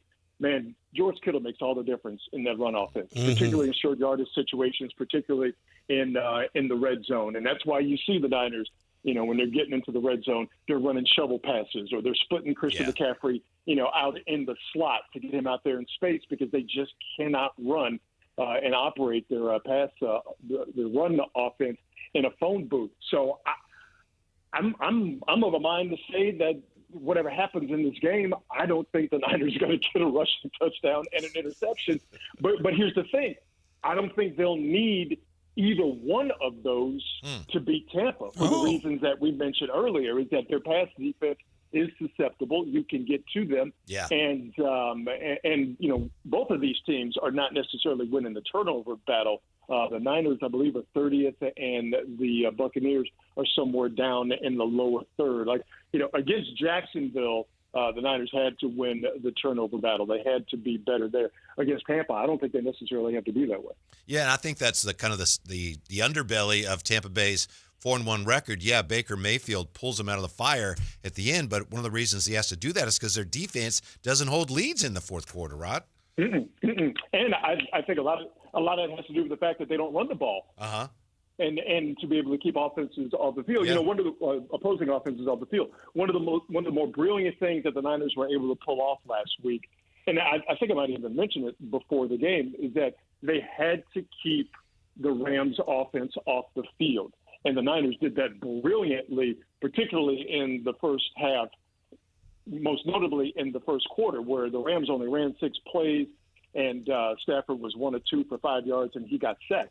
The Niners were able to win the time of possession battle against the Rams, and they didn't have a run game. They didn't have to do it in a traditional sense, but they did it because they went on scoring drives of, in no particular order, 12 plays, 8 plays, 8 plays, 12 plays, 9-play drive I think they had at one point. So for the Niners to do all of this, and Christian McCaffrey obviously is a big part of what they're doing, in the pass game and just having him out there as a threat. For the Niners to do what they've done offensively without a run game is a testament to how good of a coach Kyle Shanahan is, and how diverse this Niner offense has become from its days up where it had to be run heavy for it to be successful. RB, I was just sitting here looking over some notes as you were coming on here to make sure I wasn't talking out the side of my neck. It seems like Malik Mustafa is a go this week. If that's the case, is it Jason that sits down, or is it Marcus Siegel, even though Malik is slated as a free safety? If he comes back, who's taking the seat? It's been a rough go for Siegel. At times he's played and made plays that have been beneficial to the Niners, but clearly opposing quarterbacks have gone after him. Matt Stafford, in particular, made it a point to go after Siegel. Had success, but let's give it up for Marquise Siegel. He was part of the reason why Kyron Williams didn't get that yard, and the Niners were able to win down in Levi South last week. My guess, though, would be I think the Niners might integrate Mustafa and play that big nickel, which I have to be very careful when I say that. Yeah. Must enunciate when you say the words big nickel. Mm-hmm. In trouble. But I'm going to hedge my bets here. I mean, the obvious answer to the question would be Siegel. But I think they're going to go with the big nickel package and have Mustafa out there. Mustafa's a dog, man. You got to have him out there as much as you possibly can. Now, I want to have you look into your crystal ball. Now, when the Niners are fully healthy, McCaffrey fully healthy, you're going to bring back Kittles and put Brock back where he's supposed to be. How dangerous can this team be? Man, we haven't even talked about Ricky Pearsall. Right. We haven't even talked about Juwan Jennings. Right. Get everybody back healthy. How dangerous can this squad really be? They could be lethal. And what's going to be fun, because they've already had success missing all of those guys, and with basically not having Bosa for the balance of this season. They've won all of these games, and they've done it off the strength. You know what I mean? They've done that where, hey, man, if we got to throw the ball, we got to throw the ball. What's setting up for the Niners is they're going to be able to play in, and I think be successful in, any football game that breaks out. So if it's a football game where it's about ball control, but you have to do it in the traditional sense and you're running the ball, bam, you got your offense, you run the offense with George Kittle in there. And if it's a game where it has to be a shootout, well, we can do that because Pearsall is coming back. Obviously, Kittle, big in the pass game. Haven't even talked about Brandon Ayuk. And so when you get all of those guys back, those very good wide receivers, and Kittle, what also do they bring? They bring the blocking downfield that props up the run game. And that's been the big thing that the Niners have missed with the run game, is that the blocking downfield, the blocking from the wide receivers, not for lack of trying. You just have a lot of guys like Kendrick Bourne and Marquez Valdez-Scantling and DeMarcus Robinson. You have a bunch of guys who are not, for lack of a better way of putting it, familiar with how they need to get down when it comes to blocking in the run game downfield, or even blocking in the run game, in small close quarters. So to me, it's just that the idea that the Niners will be able to play any type of football game they need to offensively. That's the most tantalizing part. So Rod, and Rod Brooks is our guest, of course, if things continue down that path for the 49ers, And if you're Kyle Shanahan and you recognize that or see that the same way, I should say, if there's any chance of getting Hendrickson or Simmons from the Titans or Judon from the Dolphins, I mean, he has to do it, right? If there's any reasonable way to do it, he has to do it, doesn't he? The more they win, the more it makes sense to make that big splash, to use future draft capital, which, as we know, is very important. Yeah. To use future draft capital for the here and the now. Because here's the thing. You've got now in 5, coming up on 6 weeks, you've had this Niner team from the beginning tie a knot in the bottom of the rope and hang on. And not only have they hung on, they've thrived. And this is where John Lynch, being a former player, acutely understands this point of view. All of those guys, because it's their job, but all of those guys in that Niner squad have busted their asses to get to this point. You have to reward them, because what they've shown here in the first quarter, now first 6 weeks of the season, is that these guys are talented enough to make a run to get into the playoffs and possibly get deep into the playoffs. It would be unfair to the players, who of course are getting paid, but they're putting their health and well-being on the line. It would be insulting to the players to not make a move to help now because you're worried about the future. Because what these guys have done now has been nothing short of remarkable. So even if they lose to Tampa Bay on Sunday, even if they kind of hit a rough patch here, hopefully it doesn't happen over the next couple of weeks, I think the Niners getting themselves some help on the defensive line at edge. I think it's a foregone conclusion. It's just a matter of who. Wow. Yeah. Joined by Rod Brooks. Rod, take me in the from the eyes of RB and the people around you and inside the circles here at 49ers. What's been the evaluation of Trent Williams so far this year? I think it's a few things. It doesn't do a whole lot in preseason. Doesn't do anything preseason-wise. Doesn't play in any of the games. And in training camp, they load manage him, understandably. I don't say that to point Trent as lazy by any stretch of the imagination. I don't think that's a bad strategy for Trent and the Niners. Man, he's closer to 40 than he is to 30. So these are the things that you have to do. So it has taken him a while to get started. I think also he's run up against some guys, like I'm forgetting the young cat's name on Jacksonville, but he's run up against some guys who are pretty damn good. Grant? What was it? Is it? Oh, no. Jonathan Hines Allen. There you go. There you go. Yeah. Yeah, Josh Hines Allen, pardon me. Josh Hines Allen. Like, Trayvon Walker, he's run up against some guys. Those are the two guys from Jaguars that, can play. But when it came time on a short week to handle Jared Verse, Trent Williams was there. Trent Williams was that dude. So I think you're getting up and down with Trent. That comes with a variety of things that I mentioned. Also, at left guard, Connor Colby came in for Ben Barch early in the game against the Saints, and he looked good, and then he's been trending downward ever since. And I think Trent has had to do his job and also help out the rookie late-round draft pick, right, immediate right, playing left guard. So I think Trent, where we are now, as opposed to where we were at the beginning of the season, because I want to say he gave up 7 or 9 pressures against Seattle. Yeah. Trent has gotten better, but you have to understand that he's not going to be the all-the-time uber-dominant force that he was right when he got here. But you are a much better football team when you have him out there at left tackle than when you don't have him out there at left tackle. And I do find it to be somewhat hilarious and definitely ironic that out of all the injuries the Niners have had, the two most durable players this year, Christian McCaffrey and Trent Williams.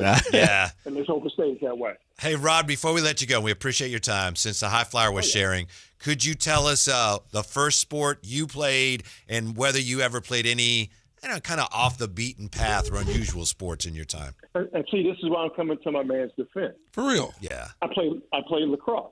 Oh, okay. Okay. My high school, public high school in Houston, we were one of the first public high schools to field a lacrosse team, and they were looking for people who wanted to do it. And when they told me that you could hit people with a stick,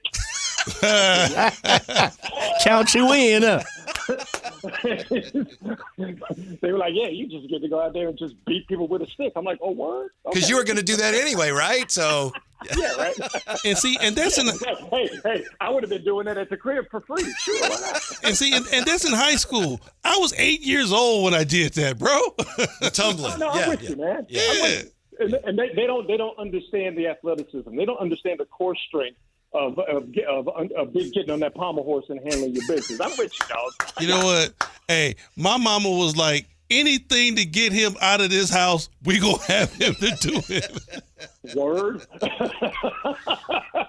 Exactly. Yeah. All right, Rod. We appreciate it as always. We'll talk to you next week. Enjoy the games, and we'll be watching for you on TV. Thank you, guys. I'll talk to you next week. All right, Rod Brooks. He has your back. I'm just saying, but man. even he went to the pommel horse, which you said you never did. Never did. Jay the is pommel convinced. horse. I'm convinced. I can see you in my mind's eye. Oh yeah, Henry was pretty good on the pommel horse. On the pommel horse. See what you just started, Jay? My bad, man. My bad. Supposed to be my man. Surprised. I would imagine, like, what's the age people get on a pommel horse? He probably got to be a teenager, right? Well, you got to start with a pommel pony when you're young, right? Oh, he got jokes. I see. We rolling downhill now. I think when we come back, the new NBA GM survey results are here. 49 questions. How many mentions of your Kings? We found 2 so far, and we'll look at those next on Sactown Sports. The Sactown Sports 1140 newsletter. Right to your email. Get your latest on the Sacramento Kings, UC Davis, and Sac State with the Sactown Sports 1140 newsletter. Visit SactownSports.com to join. If you love to travel, Capital One has a rewards credit card that's perfect for you. With the Capital One Venture X card, you earn unlimited double miles on everything you buy. Plus, you get premium benefits at a collection of luxury hotels when you book on Capital One Travel. And with Venture X, you get access to over 1,000 airport lounges worldwide. Open up a world of travel possibilities with the Capital One Venture X card. What's in your wallet? Terms apply. Lounge access is subject to change. See CapitalOne.com for details. Confidence is knowing you're ready to handle whatever comes your way. That's what it feels like to take on your workday with Cintas. They make sure your AEDs are up to date, your fire extinguishers are tested and inspected, your floor mats are cleaned and delivered, and your workwear looks good, feels good, and is freshly laundered with the Cintas Apparel Plus program. So are you ready to take on today? Visit Cintas.com. Oh, I'm ready! And get ready for the workday. Hey, it's Carmichael Dave. I got to tell you, I am so excited to get this decking project started with Trex Decking and Railings. From the first time I stepped foot in the showroom last week, I was so impressed. So many color options, heat-resistant composite deck. What does that mean? That means I don't have to do any maintenance on it whatsoever. They even have a deck designer, so you can go online and see what your dream deck will look like on your house. Just visit Trex, that's Trex.com to get it started. Tell them Carmichael Dave sent you.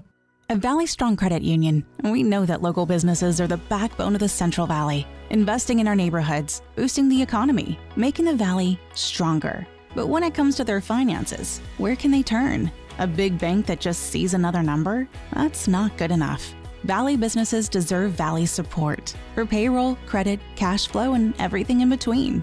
Valley Business is Valley Strong. Learn how our cash management services can support your business at valleystrong.com. Sacramento Chrysler Dodge Jeep Ram has the biggest selection, the best prices, and unbeatable customer service. Check them out online, sacsuperstore.com, for the guaranteed lowest price on Chrysler, Dodge, Jeep, and Ram. Open until 10 o'clock and right across from Hagen Oaks Golf Course. Sacsuperstore.com. Footballs are flying. The days are getting shorter. Fall is officially here. Will your heater be able to get you through the winter? The heater at Whiteywood shut down last winter, so who did we call? Lee's Air Plumbing and Heating. We wanted somebody we could trust to do the job right and deliver great value, and Lee's came through. Check them out at leesair.com. Lee's Air Plumbing Plumbing and Heating has built a reputation as the leading HVAC company in Sacramento. We've got a new HVAC system that works great, saves us money month to month. Find out how they can help you at leesair.com. License number 635355. A men's health moment with Revive Men's Health. 1 in 3 men over 45 may have low testosterone. Revive Men's Health offers free T-checks and tailored treatment plans, so you can get back to feeling like yourself. Learn more at revivemenshealth.com.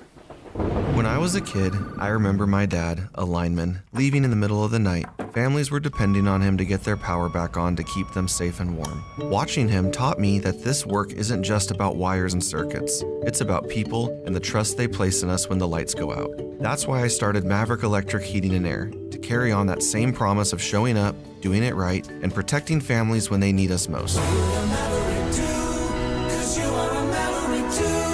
Visit callamaverick.com. $5,000. That's the average amount of money people in the U.S. are now spending on gas in a year. $5,000. That's crazy. If you drive, you have to download Upside, the free app that gives you cash back every time you get gas. That's right. You can earn real cash back with Upside just by buying the gas you're already buying. You can literally start earning cash back today. I use Upside every time I fill up, and I've already made around $200-$300. You're putting gas in your car anyway. Why not get real cash back? If you like free money, download Upside. I'm saving the cash I earn from using Upside to help pay for a vacation later this year. Download the free Upside app now to earn cash back every time you buy gas. Use promo code POWER to get an extra 25 cents per gallon on your first tank. You can cash out anytime right to your bank, PayPal, or a gift card for Amazon and other brands. Just download the free Upside app and use promo code POWER for a 25 cents per gallon bonus on your first tank. That's code POWER for a 25 cents per gallon bonus.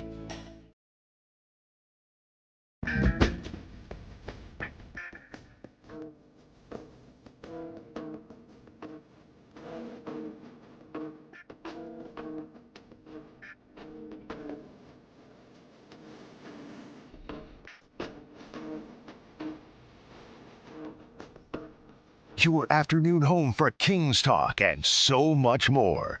The Drive Guys on Sactown Sports. So who is this? It's James Brown. Oh, wow. Okay. That's the Godfather of soul. The hardest working man in show business. I haven't heard this version. Mr. Please himself. Anytime you hear that screen like that, you should know, right? Yeah. I didn't know that he did this. We talked about all the different people that I told have done you, this. so many people have done this. I'm with James, though. You got to get the Little Richard version on. So I shouldn't say this is Jay's. No, I got you. He I always got you. does it. I got well. you. Yeah. You know, the funny thing is, you can understand what James is saying. Usually, you can't understand. No, that's words true. he's That's saying. right. Hey, Such diction. That's why I didn't know who it was. Simmer down. The pound of people say, "Come and don't demand." Here, Maceo, Lilia, Siriu. The High Flyers on one today. Oh man, we having fun today, man. Yeah. I need it. even though the Kings didn't look good last night, we're having fun, right? Preseason. Yeah. I'm saying, why are you bringing up old stuff, man? Well, we on to the next one, right? I'm just bringing it back around to the NBA because we have the results here, the annual results, 25-26 NBA General Manager Survey. So there's lots of questions they asked the general managers. We don't need to go into all of them. You can check it at NBA.com or ESPN if you want. Some of the more interesting ones we'll look at briefly here. Love to know what you think, High Flyer. And then there's a couple of Kings that get mentioned here. We'll see what that is. Here's one. I think this is interesting. They asked all the GMs, if you were starting a franchise today, and you could sign any player in the NBA, who would it be? The first player. You want their answer? Or you want to give ours? I'll give you either way here. You know what? I think I would. My number one overall pick. You get anybody. Yeah. I'm going Giannis. Giannis? Yes, I'm going Giannis. Okay. He let's see. He's not one of the top 3. Doesn't mean you're wrong. That's his opinion. I'm just starting. Yeah, I got you. Jokic gets 3%. Shea 13%. Wemby 83% of the vote from the GMs. Really? Yeah. I thought it was going to be Wemby. For me, it'd be Shea. I'd take Shea. Number one? Yeah, just because Giannis is 30. Okay. That's the only reason why. Okay. That's the only reason why. The reason why I took Giannis is that I'm looking at overall just one-on-one talent. Who in the NBA is doing anything with this dude? Nobody. Nobody. Right. Nobody is stopping him. You have to have a multiple arsenal to be able to stop him. I don't think it's too many other players in the NBA to where you say, it's going to take 2 or 3 guys to stop this one dude. My guy didn't get any votes. My guy, of course, would be Daquan Plout. That boy. That's my guy. That's my guy, high flyer. And truly, hey, listen, last night I was looking and I'm like, come on, DQ. I almost text Doug. Yeah. How the hell you ain't put my boy DQ in the game yet? Yeah. He got 3 minutes last night. He knocked one down. Yeah, he did. Yeah, he did. It looked good, though. Yeah. He's a good shooter. From the corner, it looked good. Yeah, he's a good shooter. He's athletic, too. He's athletic. And he plays D. He puts the effort and the time into defense. He's not huge, but he's got a little size. Yeah, a little bit. Which player forces opposing coaches to make the most adjustments? So this isn't, what do you think? There's actually 5 guys that got votes. Steph Curry. Steph Curry is the number 3 answer. 13% of the GMs are with you on that. I'd probably say Giannis. Giannis is the number 2 answer. 17% of the GM said Giannis. Jokic is number 1. Yes. Yeah, 57%. Luka, 10%, and Shea, 3%. Last year, Luka got the most votes, a third. He was 33% last year. That was the highest. But, yeah, the GM say Jokic forces your coaches to make the most adjustments. And then one more, and we'll look at some other things. Which player is most likely to have a breakout season in 25-26? Wow. I'm going to say there's a ton of guys. Nikhil Alexander Walker. Let's see. I don't see him on here. And there's a lot of, like I say, a lot of guys got votes. I'm going to go with this guy. I don't know, a breakout season, but I think he's going to come back with vengeance. I'm going with Zion. Zion got a mention. A mention. Getting mentioned were Zion, Jabari Smith Jr., Reed Shepard, Şengün, Alex Sarr, Maxey, Jalen Johnson, Jalen Green, Steph Castle, and Denny Avdia. They all got votes. But the top 5 were 7%, Franz Wagner. And what's a breakout? Like what I don't 28 a game. I know. I understand what you're saying. 10% for each of these 3 guys. Wemby, Oscar Thompson, Detroit, Amen's brother, and Brandon Miller, Jay. Really? Yeah. And then 30% said Oscar Thompson's brother. Amen Thompson got 30% of the vote. He showed me a lot. Yeah. Oh, he showed me a lot. I mean, when he first came to Sacramento, we was looking because we know the Twins. Okay. Yeah. So, it's always was a debate who was the best twin. And when I saw him and he played against the Kings, I'm like, this dude here is very short of Jalen Green. He's doing it all, offensively, defensively, and he's young. His basketball IQ ain't even kicked in yet. Right. He's an athletic freak. Once he figures out what all he can do with his body, man, he's going to be something special. He's got the look, too. He knows it. Yes. Yeah. He ain't backing down from nobody. Nope. And see, that's a lot of the accolades I always come with when people they want to throw analytics out there. Analytics. That means nothing to me when I'm going to look at a player because I tell you what, he could be off the charts on analytics, but if he ain't got no heart, he's scary. If I can put a guy like Draymond Green or Tony Allen on him, that sheet you can just crumble it up and throw it in the garbage. Yeah. It means nothing. I think in any sport, analytics is a tool that you use, but to me, anybody in any sport who just doesn't look at anything else, and we're going by the analytics, you end up with a pretty good team that's never ever going to really win anything. They'll be pretty good, but because it doesn't measure his heart, right? And the number one thing, that IQ. Yeah, you can't get IQ off those charts. If you are, I always throw Draymond Green out there, Whitey.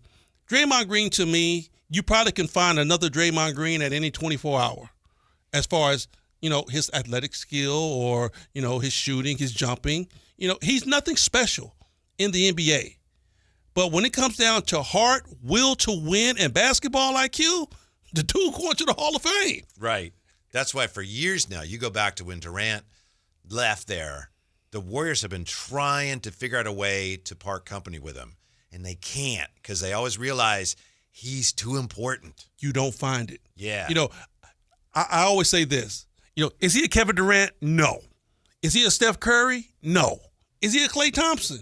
No. But I tell you what, none of those guys don't win. Right. Without Draymond Green. I agree with you. What was the most surprising move of the offseason? And the GMs, 43% of them say Milwaukee waiving and stretching Dame. Miles Turner to Milwaukee, 30%. Atlanta and New Orleans draft trade and the Celtics breaking up their core got 7%. Also receiving votes. I mentioned this because here we have a Kings reference. Most surprising move of the offseason, DeAndre Ayton signing with the Lakers got a vote. Michael Porter Jr. trade to Brooklyn got a vote. Yang Hansen drafted at 16 got a vote. And Dennis Schroeder to Sacramento got a vote. It's one of the most surprising moves of the offseason. Okay. All right. I'm not sure why that was surprising. Do people feel like they paid him more money than anyone else would? I don't know. I think it speaks to how there are a lot of people around the NBA who don't think Dennis Schroeder's as good as the Kings do. Wow. I'll tell you what I did see the other day. I was watching the podcast with, I think it was Lou Williams was on there and a couple other guards.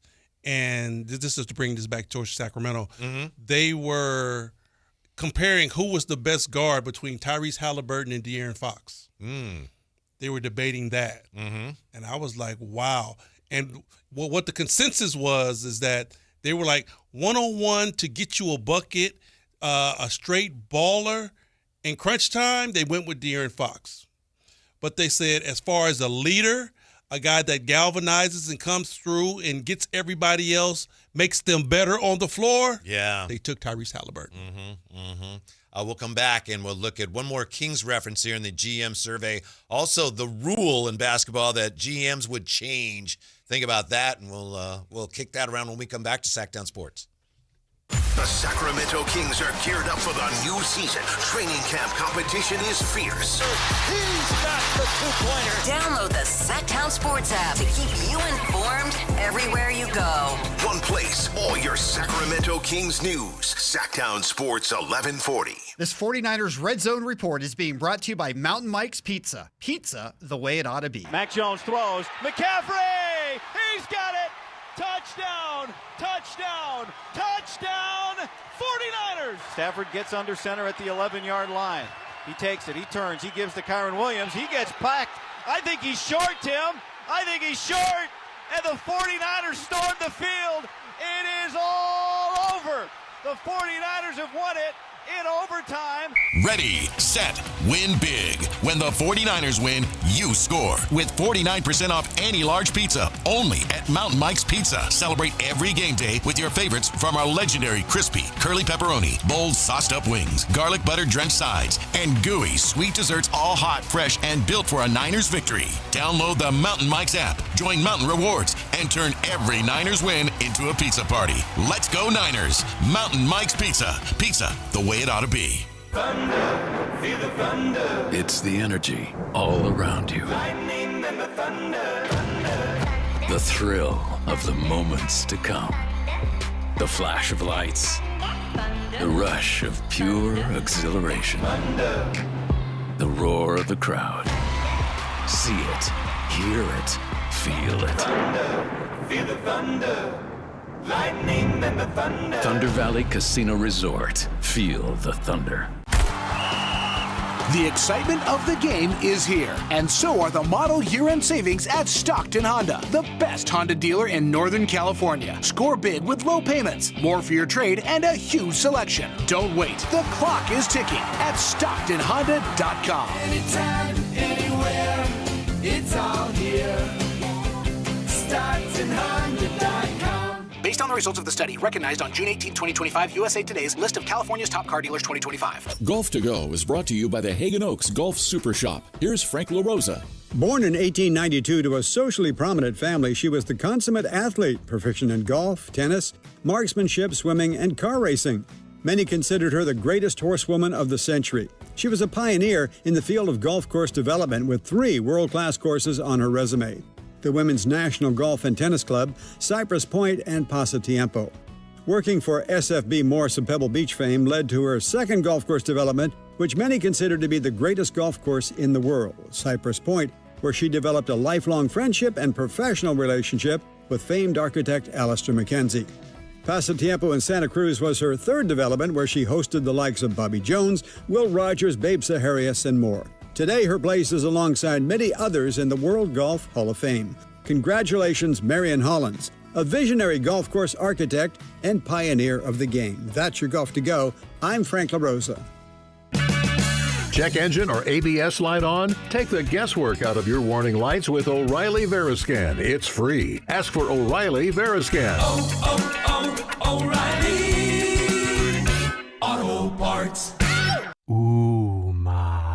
What was that? That is business phone bliss with the Ooma Cloud phone system. It handles all our voice, video, and messaging needs. You sound very calm. I am. Ooma has everything I need to run my business more efficiently, like virtual receptionist, call routing, and video conferencing. And it starts at just $19.95 per month per user, plus taxes and fees. Ooma. Nice. Find your business comm at ooma.com/radio. Go from daydreamer to industry leader with Amazon Business. From office supplies to IT essentials, Amazon Business provides tools that help you save costs and make insight-based decisions. Learn how to bring your visions to life at AmazonBusiness.com. What's up? We're talking to Chad Hoblet of Hoblet Dodge, Chrysler, Jeep, Ram, and Woodland. What's happening, Chad, for the Drive into Fall sales event? Right now, you can save up to $82.50 off MSRP on one of America's favorite and most loved SUVs, the brand new 2025 Jeep Grand Cherokee Limited. It's the perfect combination of space, tech, and power to do whatever you need, from hauling the family around to family vacation. Yeah, everyone I know that's had a Grand Cherokee says they love it. It's true.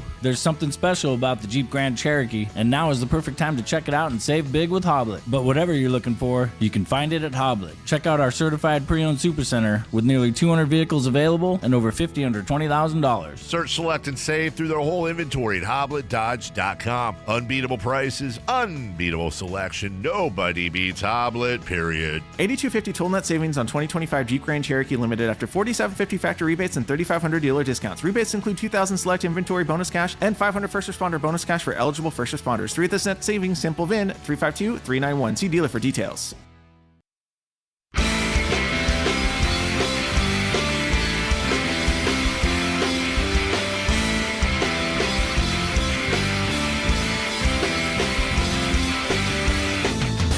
There's always more Kings talk to discuss. And we've got you covered. It's the Drive Guys.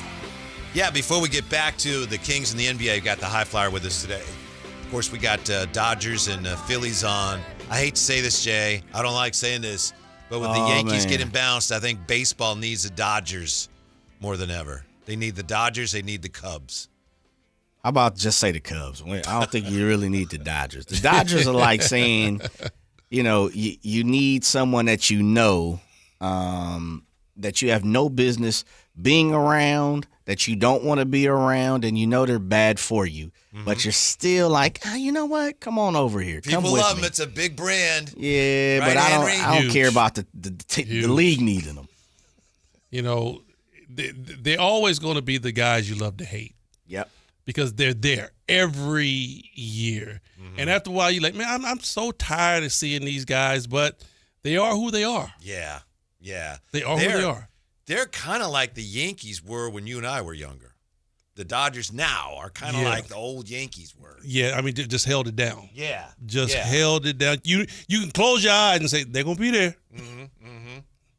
And in the American League, they're going to have the Blue Jays or the Tigers or the Mariners in the World Series, and I'm okay with that, but most of America is going to be like, so they need the Dodgers or they need the Cubs in there to balance it out. That's what baseball needs. So you think it'll be lackluster if anybody else but the Dodgers go? Just say the Cubs, maybe. Just say Brewers, Blue Jays. It'll be kind of like, and again, I think it could be a really good series.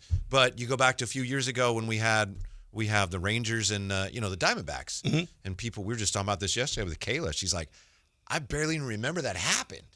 Wow. Yeah. I mean, you don't think Philly can hold it down?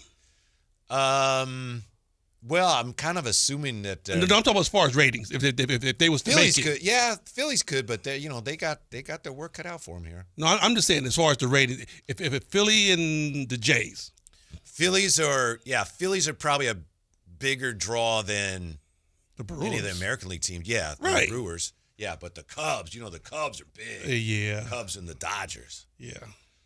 Kyle Draper will be happy if it's the Phillies. Yeah. I don't even want to talk about Philly. All right. Because he'll start bringing up some way, somehow he'll start talking about the Eagles. You ain't lying. Hey, it'll start with the Phillies, roll over to the Sixers, and all of a sudden, right. talk about the You ain't Eagles. lying. And we got the Phillies and the Giants tonight, and we take you up to Thursday Night Football here with the Drive guys. We're just talking about this NBA General Manager survey. Some of the things that popped out. The only reference we've had for the Kings so far is the question, what was the most surprising move of the offseason? And receiving a vote was Dennis Schroeder to Sacramento. We have one more Kings reference here. Which rookie was the biggest steal and where he was selected in the draft? Oh, okay. And you have a lot of guys getting votes, but Neat Clifford was one of them. Also receiving votes, Neat Clifford.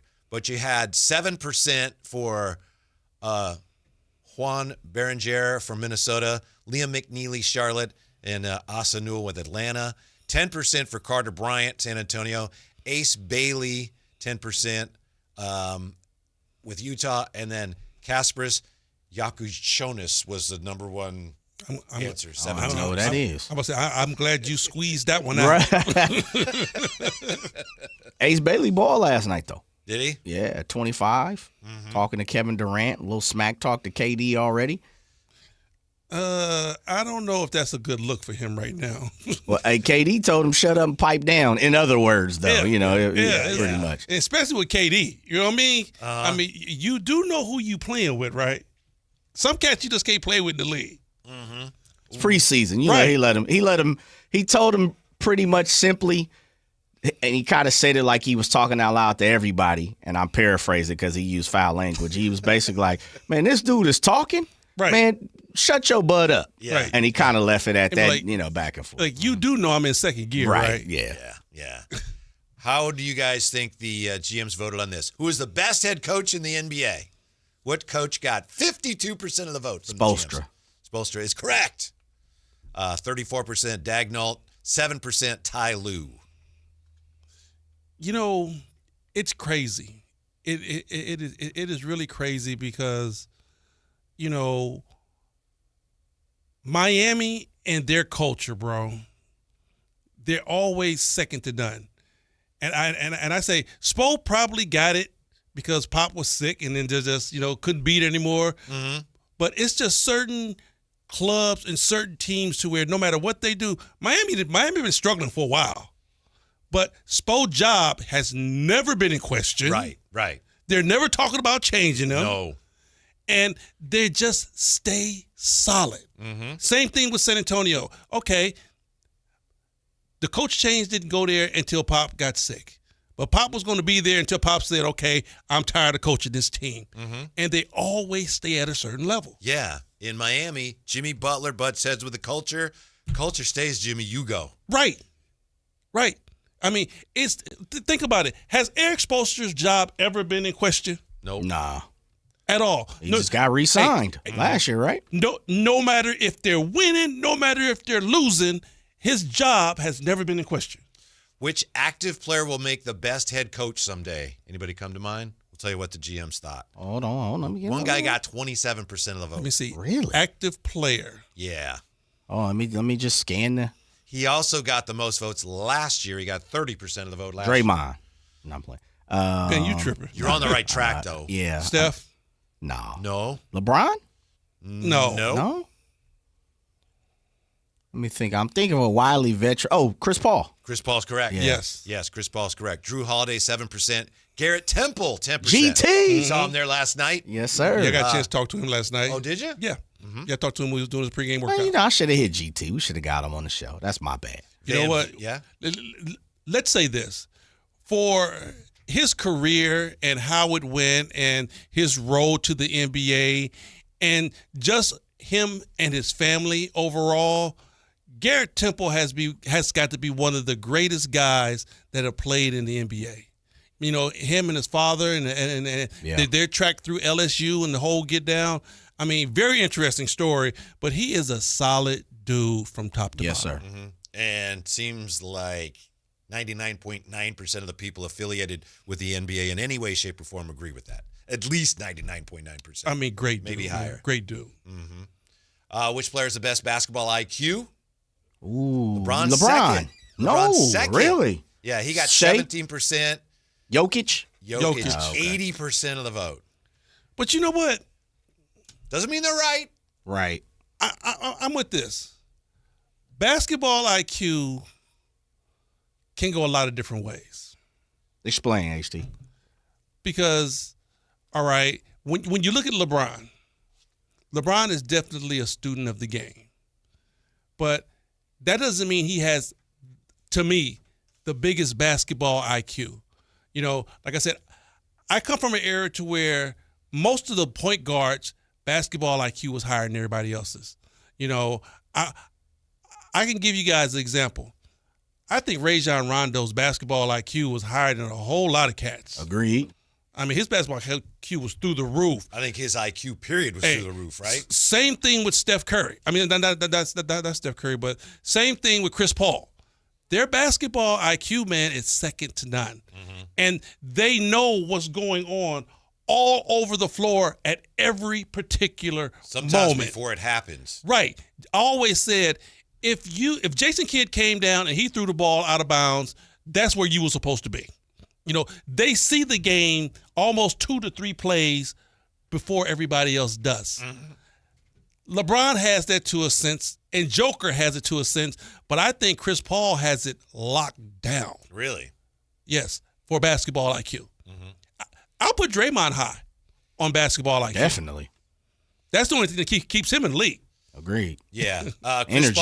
Chris Paul was third. He got 3% of the vote, but he was third on here. Okay. Last one in the GM survey. What rule most needs change regarding play, schedule, draft, lottery, playoff format, roster construction? What rule most needs to change according to the GMs? Roster construction, apron rules, too harsh, at a cap discount for undrafted players, blah, blah, blah, 26%. So the GMs feel like the current rules on rosters are just too harsh. A draft schedule, they want to go back to 1 day. That got 19%. Game flow, continuous faster review, hockey-style subs, no live ball timeouts, got 15%.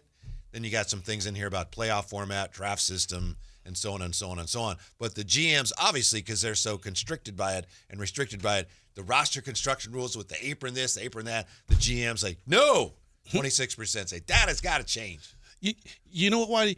Can I go back to this? I want to talk about. Please. I want to talk about Joker for a second. Yes. You know, and believe me, I'm not discounting the kid's basketball IQ at all. I mean, I think he's a hell of a player, but I think what really makes him second to none is that he has to be the most unorthodox player we've seen in the NBA because he shoots the ball off the wrong foot all the time. He fades away. He lumbers to the basket, but he uses that leverage to his advantage. Kind of the same way Luka does also. Luka's not the fastest guy, but he's so deceptive and his upper body strength, and he uses that, steps back and a couple of more steps. They're very unorthodox, and I think that's why Joker is so, hard to stop because it's like you're ready to jump and time it, and this dude is still faking. Oh, Flyer, Brad Miller did that before either one of those guys. Yeah, Brad Miller definitely had a grounded game. I give you that. We'll come back with more on the Kings. They fell flat last night. Does it matter? And we got your code word for this hour coming up. You could win that great Kings giveaway. More on that with a high flyer next. Sactown Sports. This is the story of the one. As a safety manager at a manufacturing plant, he does everything he can to keep his coworkers safe. From finding ways to reduce risks to keeping safety supplies in stock. And for that, he relies on Grainger. Grainger offers a broad range of quality products and next-day delivery, so he can always play it safe. Call 1-800-GRAINGER, click Grainger.com, or just stop by. Grainger, for the ones who get it done. You still got it, but your immune system weakens as you age, making it harder to fight flu, pneumococcal pneumonia, RSV, and COVID-19. Ask your doctor or pharmacist which vaccines you need. Sponsored by Pfizer. When your reputation's on the line, you don't leave anything to chance, especially your primer. Painters trust Kills primers for a smooth start, strong adhesion, and serious stain-blocking power. And now, the full Kills lineup is available exclusively at the Home Depot. Need it fast? Get same-day or next-day delivery, or order online and pick up in-store. Kills primers. Pro results, faster. The Home Depot. If you're a pro, you know. How can you free your team from time-consuming office tasks? Amazon Business. Smart business buying tools enable buyers to find and purchase items fast so they can focus on strategy and growth. Free up your team and focus on your future. Learn more at AmazonBusiness.com. At Valley Strong Credit Union, we know that local businesses are the backbone of the Central Valley, investing in our neighborhoods, boosting the economy, making the Valley stronger. But when it comes to their finances, where can they turn? A big bank that just sees another number? That's not good enough. Valley businesses deserve Valley support for payroll, credit, cash flow, and everything in between. Valley Business is Valley Strong. Learn how our cash management services can support your business at valleystrong.com. Hey everyone, it's Kyle Draper here. If you're in the market for a new car, let me tell you about my experience with Mercedes-Benz of Stockton. From the moment I walked into their state-of-the-art showroom, I knew I was making the right choice. There was no pressure from the sales staff, and if I'm being honest, I felt like a kid in a candy store. I settled on the all-electric EQS SUV, and let me tell you why. First of all, the comfort. After a long day at work, I actually look forward to being in my car. It has several different massage settings, including my favorite, hot relaxing back. Plus, the seat heating and cooling features are perfect for the hot summer or those chilly mornings. Mercedes-Benz has the reputation of making the finest cars in the world. Now it's your turn to experience what I already know. Mercedes-Benz of Stockton is the best car buying experience you'll ever have. They're just a short drive down I-5, or you can shop online anytime at mbfstockton.com. That's mbfstockton.com, and tell them Drape sent you. When I was a kid, I remember my dad, a lineman, leaving in the middle of the night. Families were depending on him to get their power back on to keep them safe and warm. Watching him taught me that this work isn't just about wires and circuits. It's about people and the trust they place in us when the lights go out. That's why I started Maverick Electric Heating and Air, to carry on that same promise of showing up, doing it right, and protecting families when they need us most. Visit callamaverick.com. Confidence is knowing you're ready to handle whatever comes your way. That's what it feels like to take on your workday with Cintas.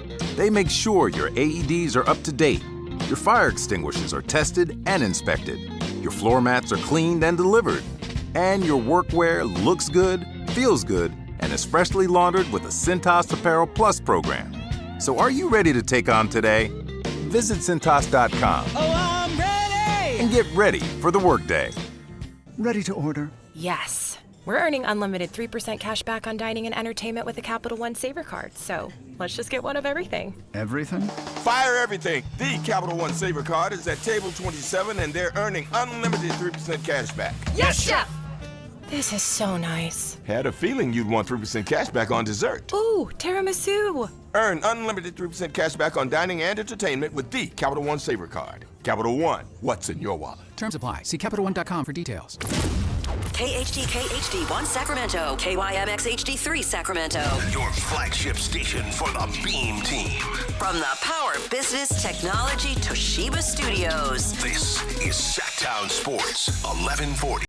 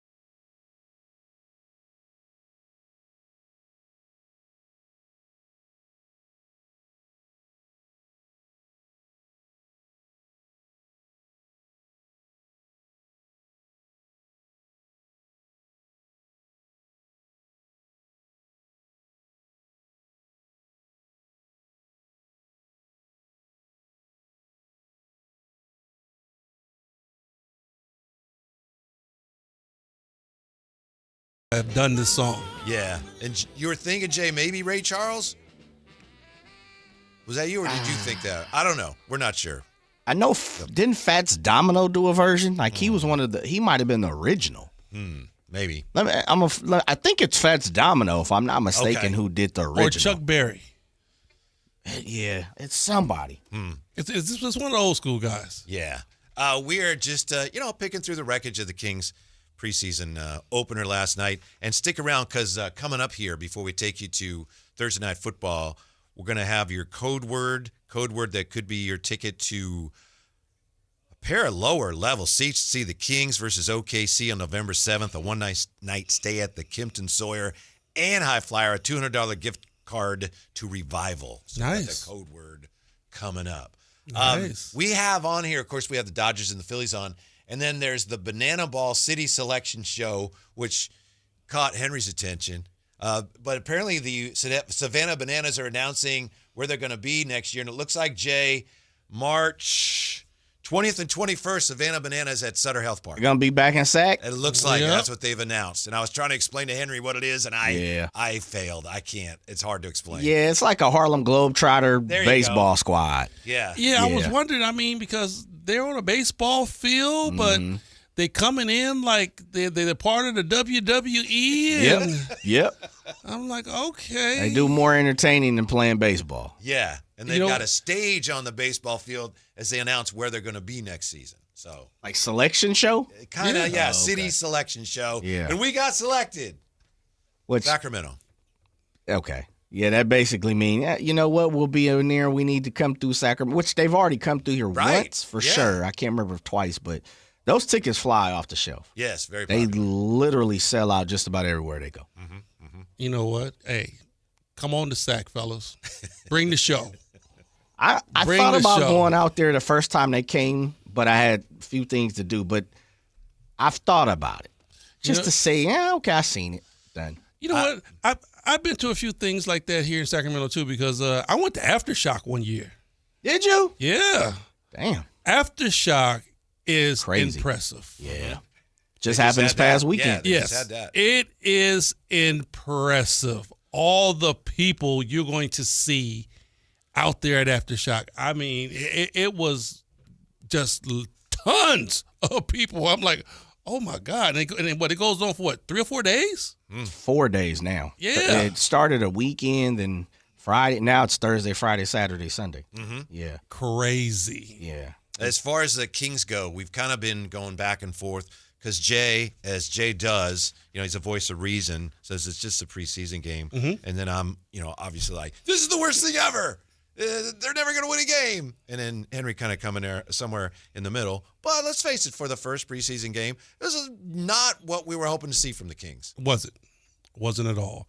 It wasn't what we thought it was going to be. I'm pretty sure a lot of the fans were let down, and I'm pretty sure Doug was let down. It wasn't exactly his taste either. He said how he felt about it.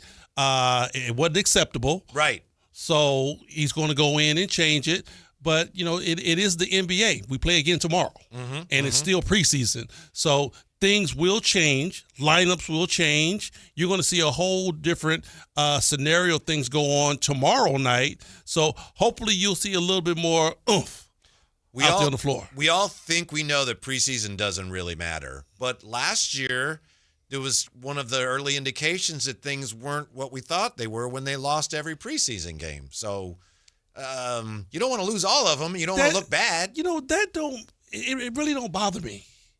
It didn't bother you last year? No, because you know why?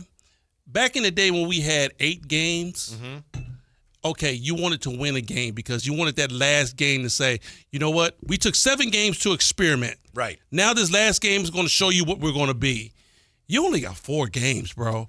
And you have to do a lot of juggling and a lot of experimentation out there on the floor. So if you don't win those games, so what? It was only 4 games. Long as you come out and have everything pretty much set in stone that first game, because those preseason games, you really got to throw a bunch of that stuff out the door. That is what Doug said last night. He said, hey, it's like a practice. So, you got to look at what you did wrong and then look at the film. He said film, then you got to execute. But he also said it was unacceptable that they lost not only the game, but as he said, the fight. The fight. You have the game, which is the score, and then you have the fight. And he told his team, we lost both last night. That's the last time that can happen because that's not acceptable. So and the fight is the energy and the effort of which the game is played.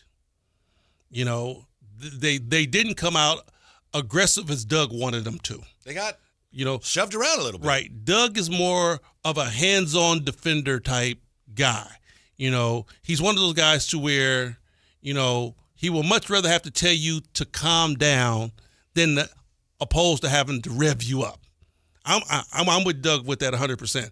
I'd much rather have a player to be like, hold on, man, slow down just a little bit, instead of having to walk in and say, yo, can you pick it up a little bit? Mm-hmm. But he wants them to be on the other side. Yeah. Now, when we saw that last year, and we saw it, in fact, in the play-in game, right, where the Kings looked like they weren't playing hard, I chalked a lot of that up last year to the fact that it was so new and they didn't really know what they were doing.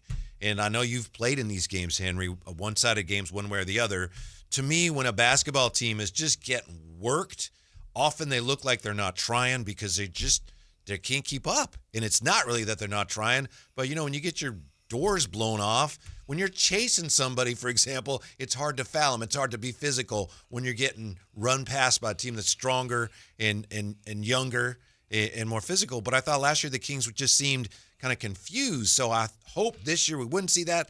Last night it just looked like they did not expect the level of physicality that Toronto brought. Well, I can agree with you when you're totally outmanned. Yeah. It's some teams that's going to come in here and you're like, whoa. And it happens. We're not at the level of what these teams are.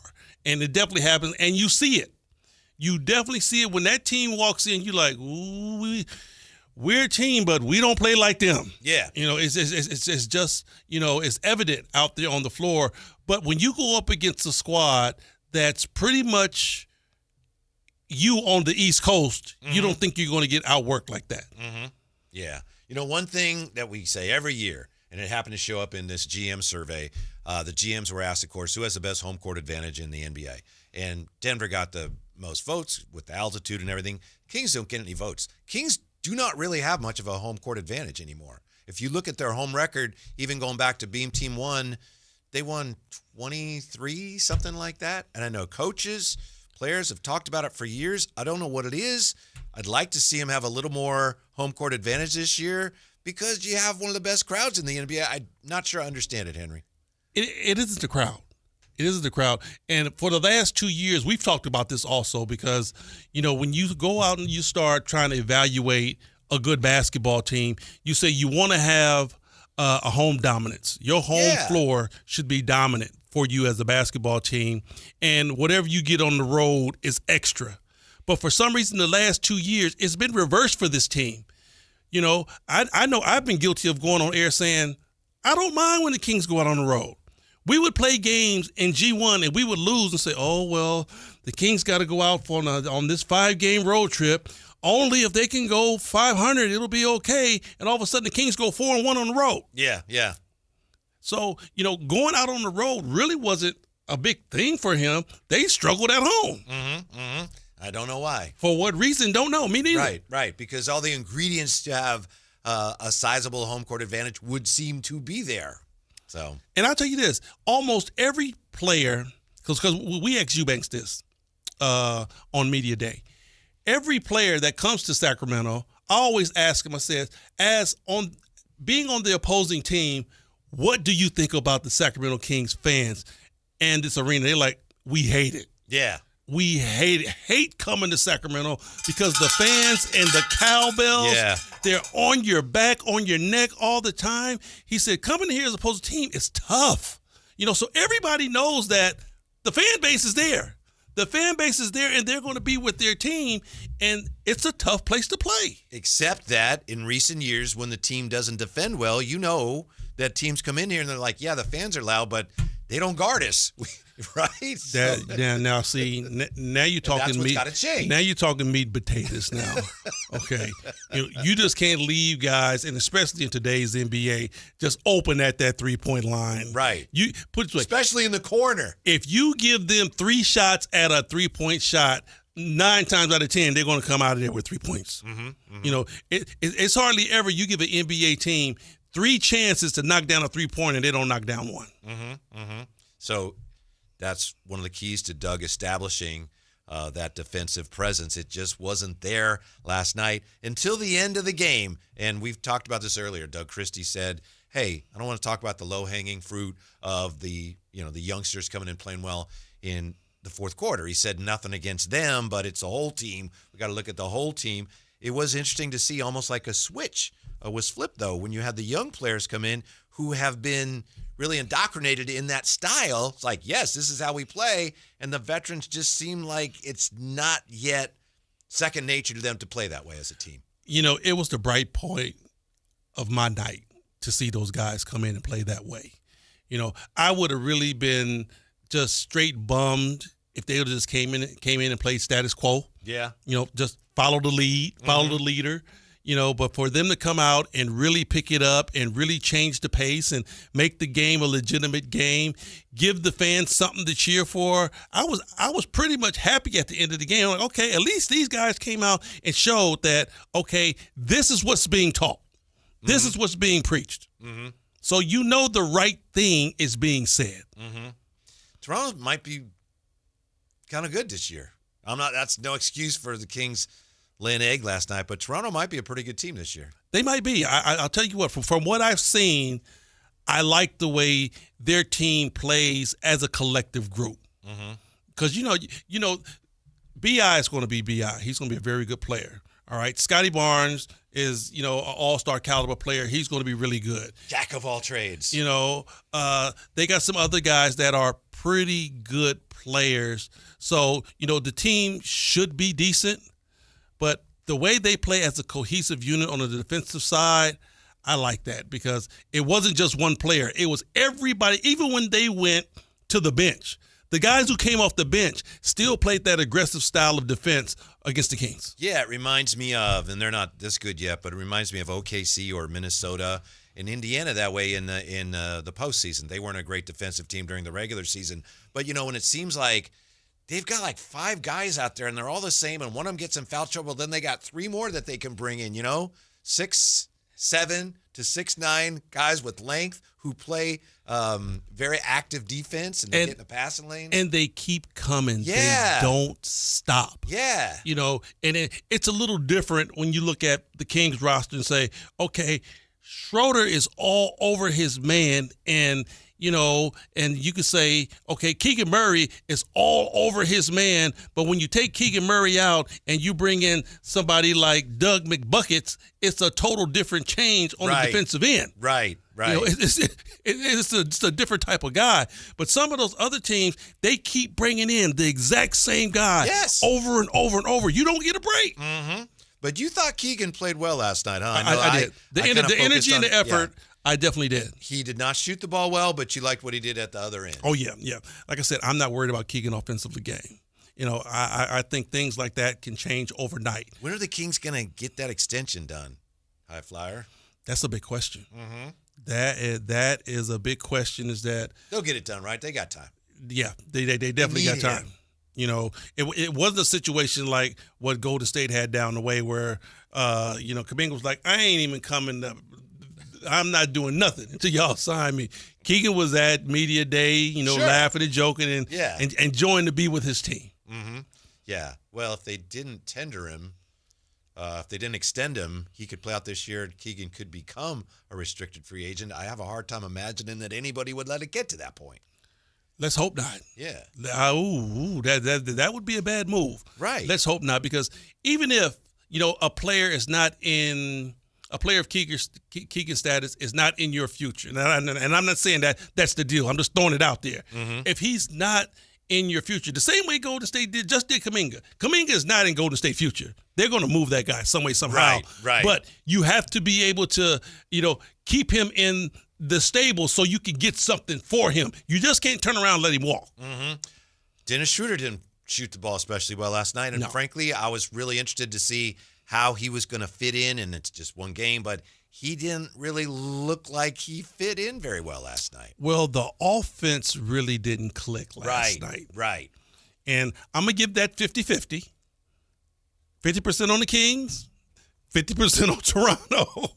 Because I think they had 3 assists in the first quarter and then maybe 3 more in the second quarter. Yeah. That's not Kings basketball. No, the offense really didn't click. But, like I said, I tip my hat to Toronto because they were very aggressive.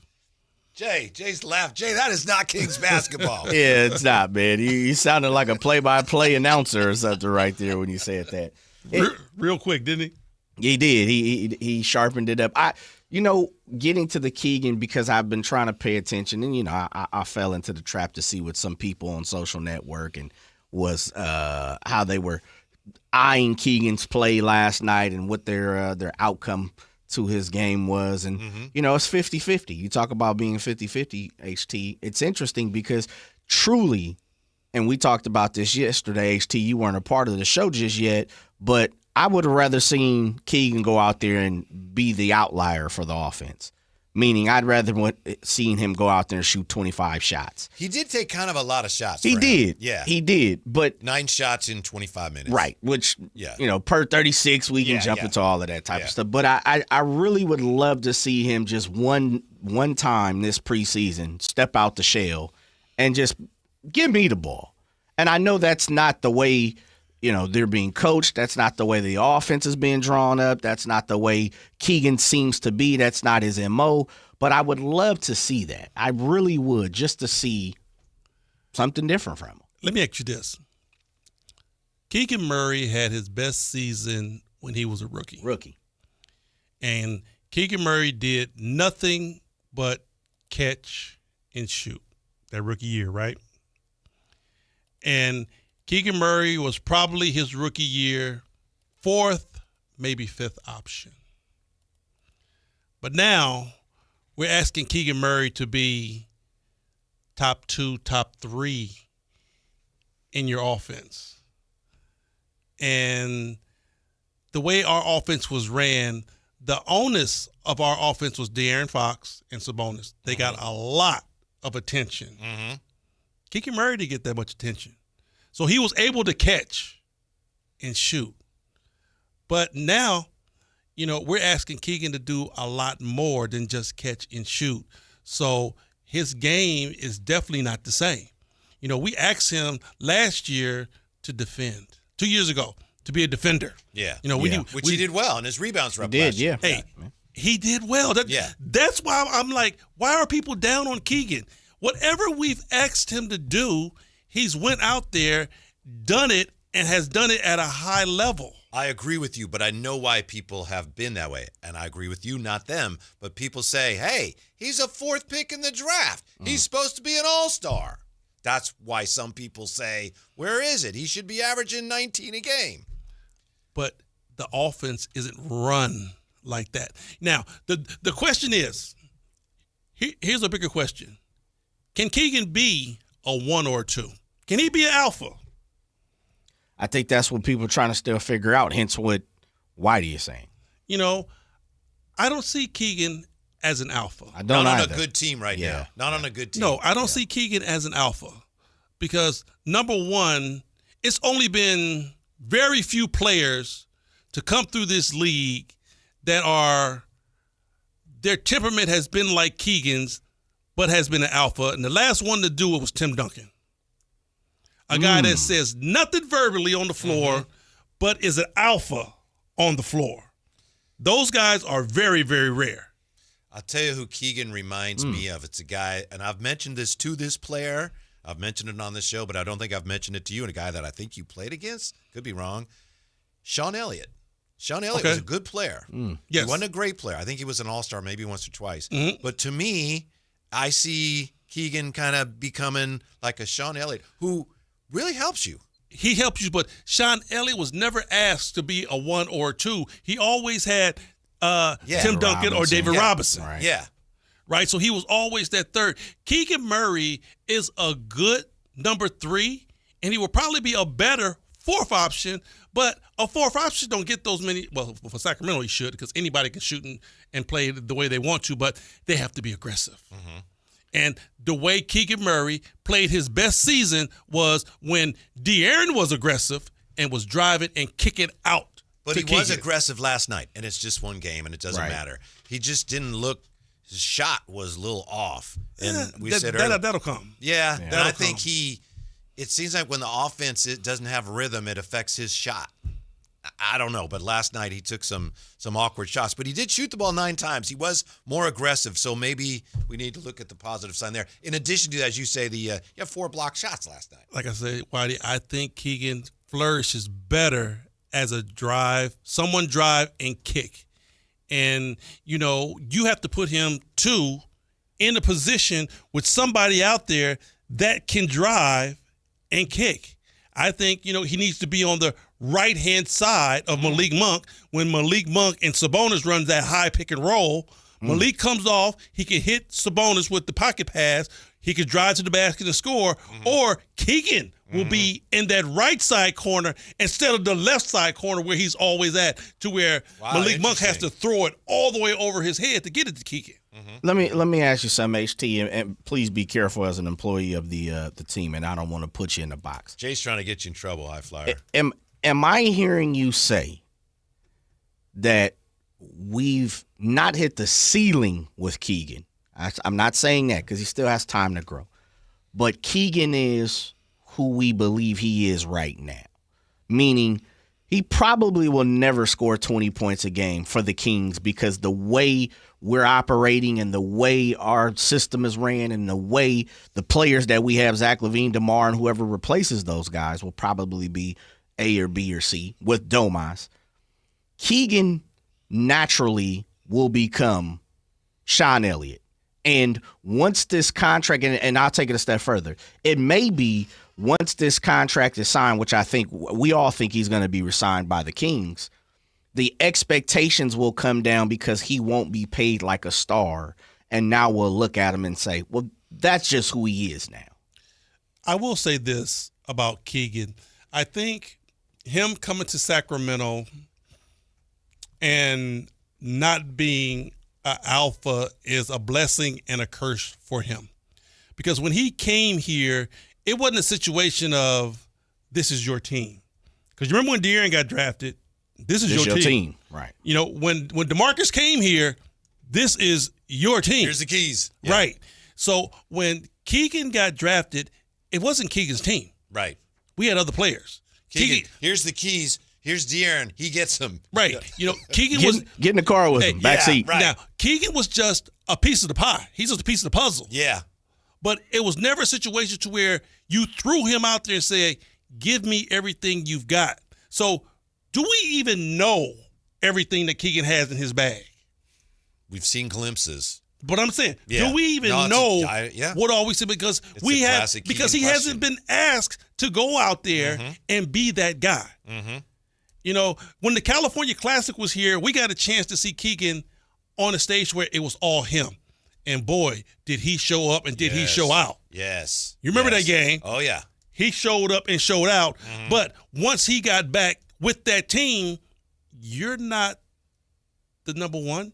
You're not the number 2. You're not even the number 3. You're the number 4 option. So it's hard to really, put everything on Keegan. I think he's doing just fine. Yes. Go ahead. He's a good player on this team, but I think they want him to be more. Time for the code word of the hour here. Here's the dang deal. You text this code word, 339-1140, 1-800-920-1140. Let's see. You can receive, this is your ticket.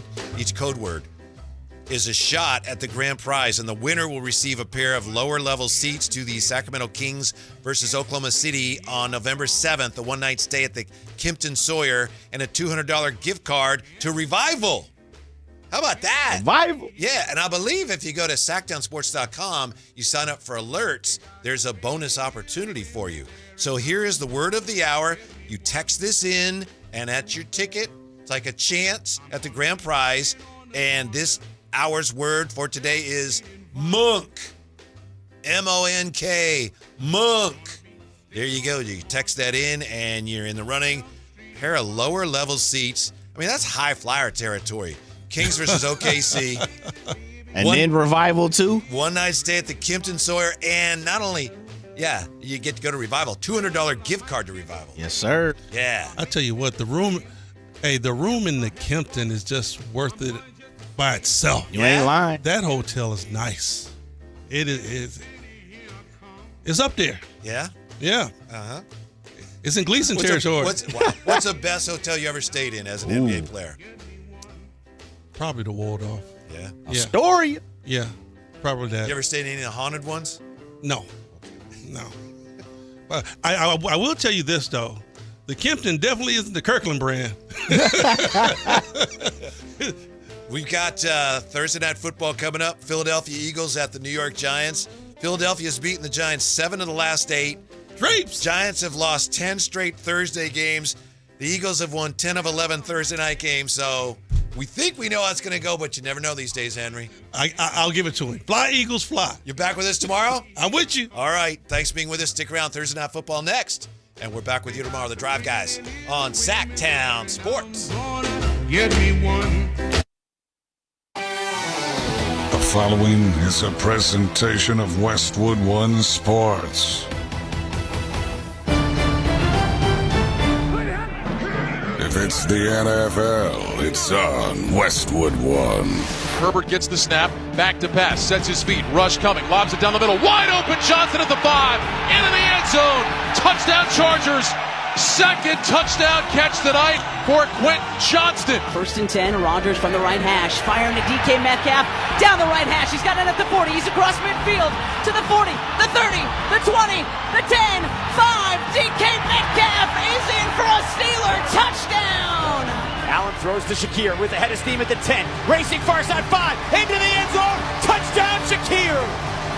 Oh, the quick pass down the line. The third touchdown of the game for Josh Allen. And the Bills go back in front 27-21. From the Kansas City 46, Eagles take over 1st and 10. The shotgun snap, the fake handoff. And Hurts drops back 5, winds up, one arching pass, down the middle. It's caught over the shoulder in the end zone. Touchdown Smith. And that may make it insurmountable. 33-0 Eagles. Wow. Every primetime game. The only thing matters is the win. That's it. All season long. Whatever it takes. The road to Super Bowl 60 is on Westwood One. Let's go, man. Now it's time for Thursday Night Football. Here's your host, Scott Graham. We welcome you to the start of week number 6 in the National Football League as the New York Giants host the Philadelphia Eagles on Thursday Night Football. Tonight's broadcast of the National Football League on Westwood One is sponsored by Barbasol Shaving Cream, by AutoZone, by Granger, by Indeed, by Progressive Insurance, and by the official NFL app.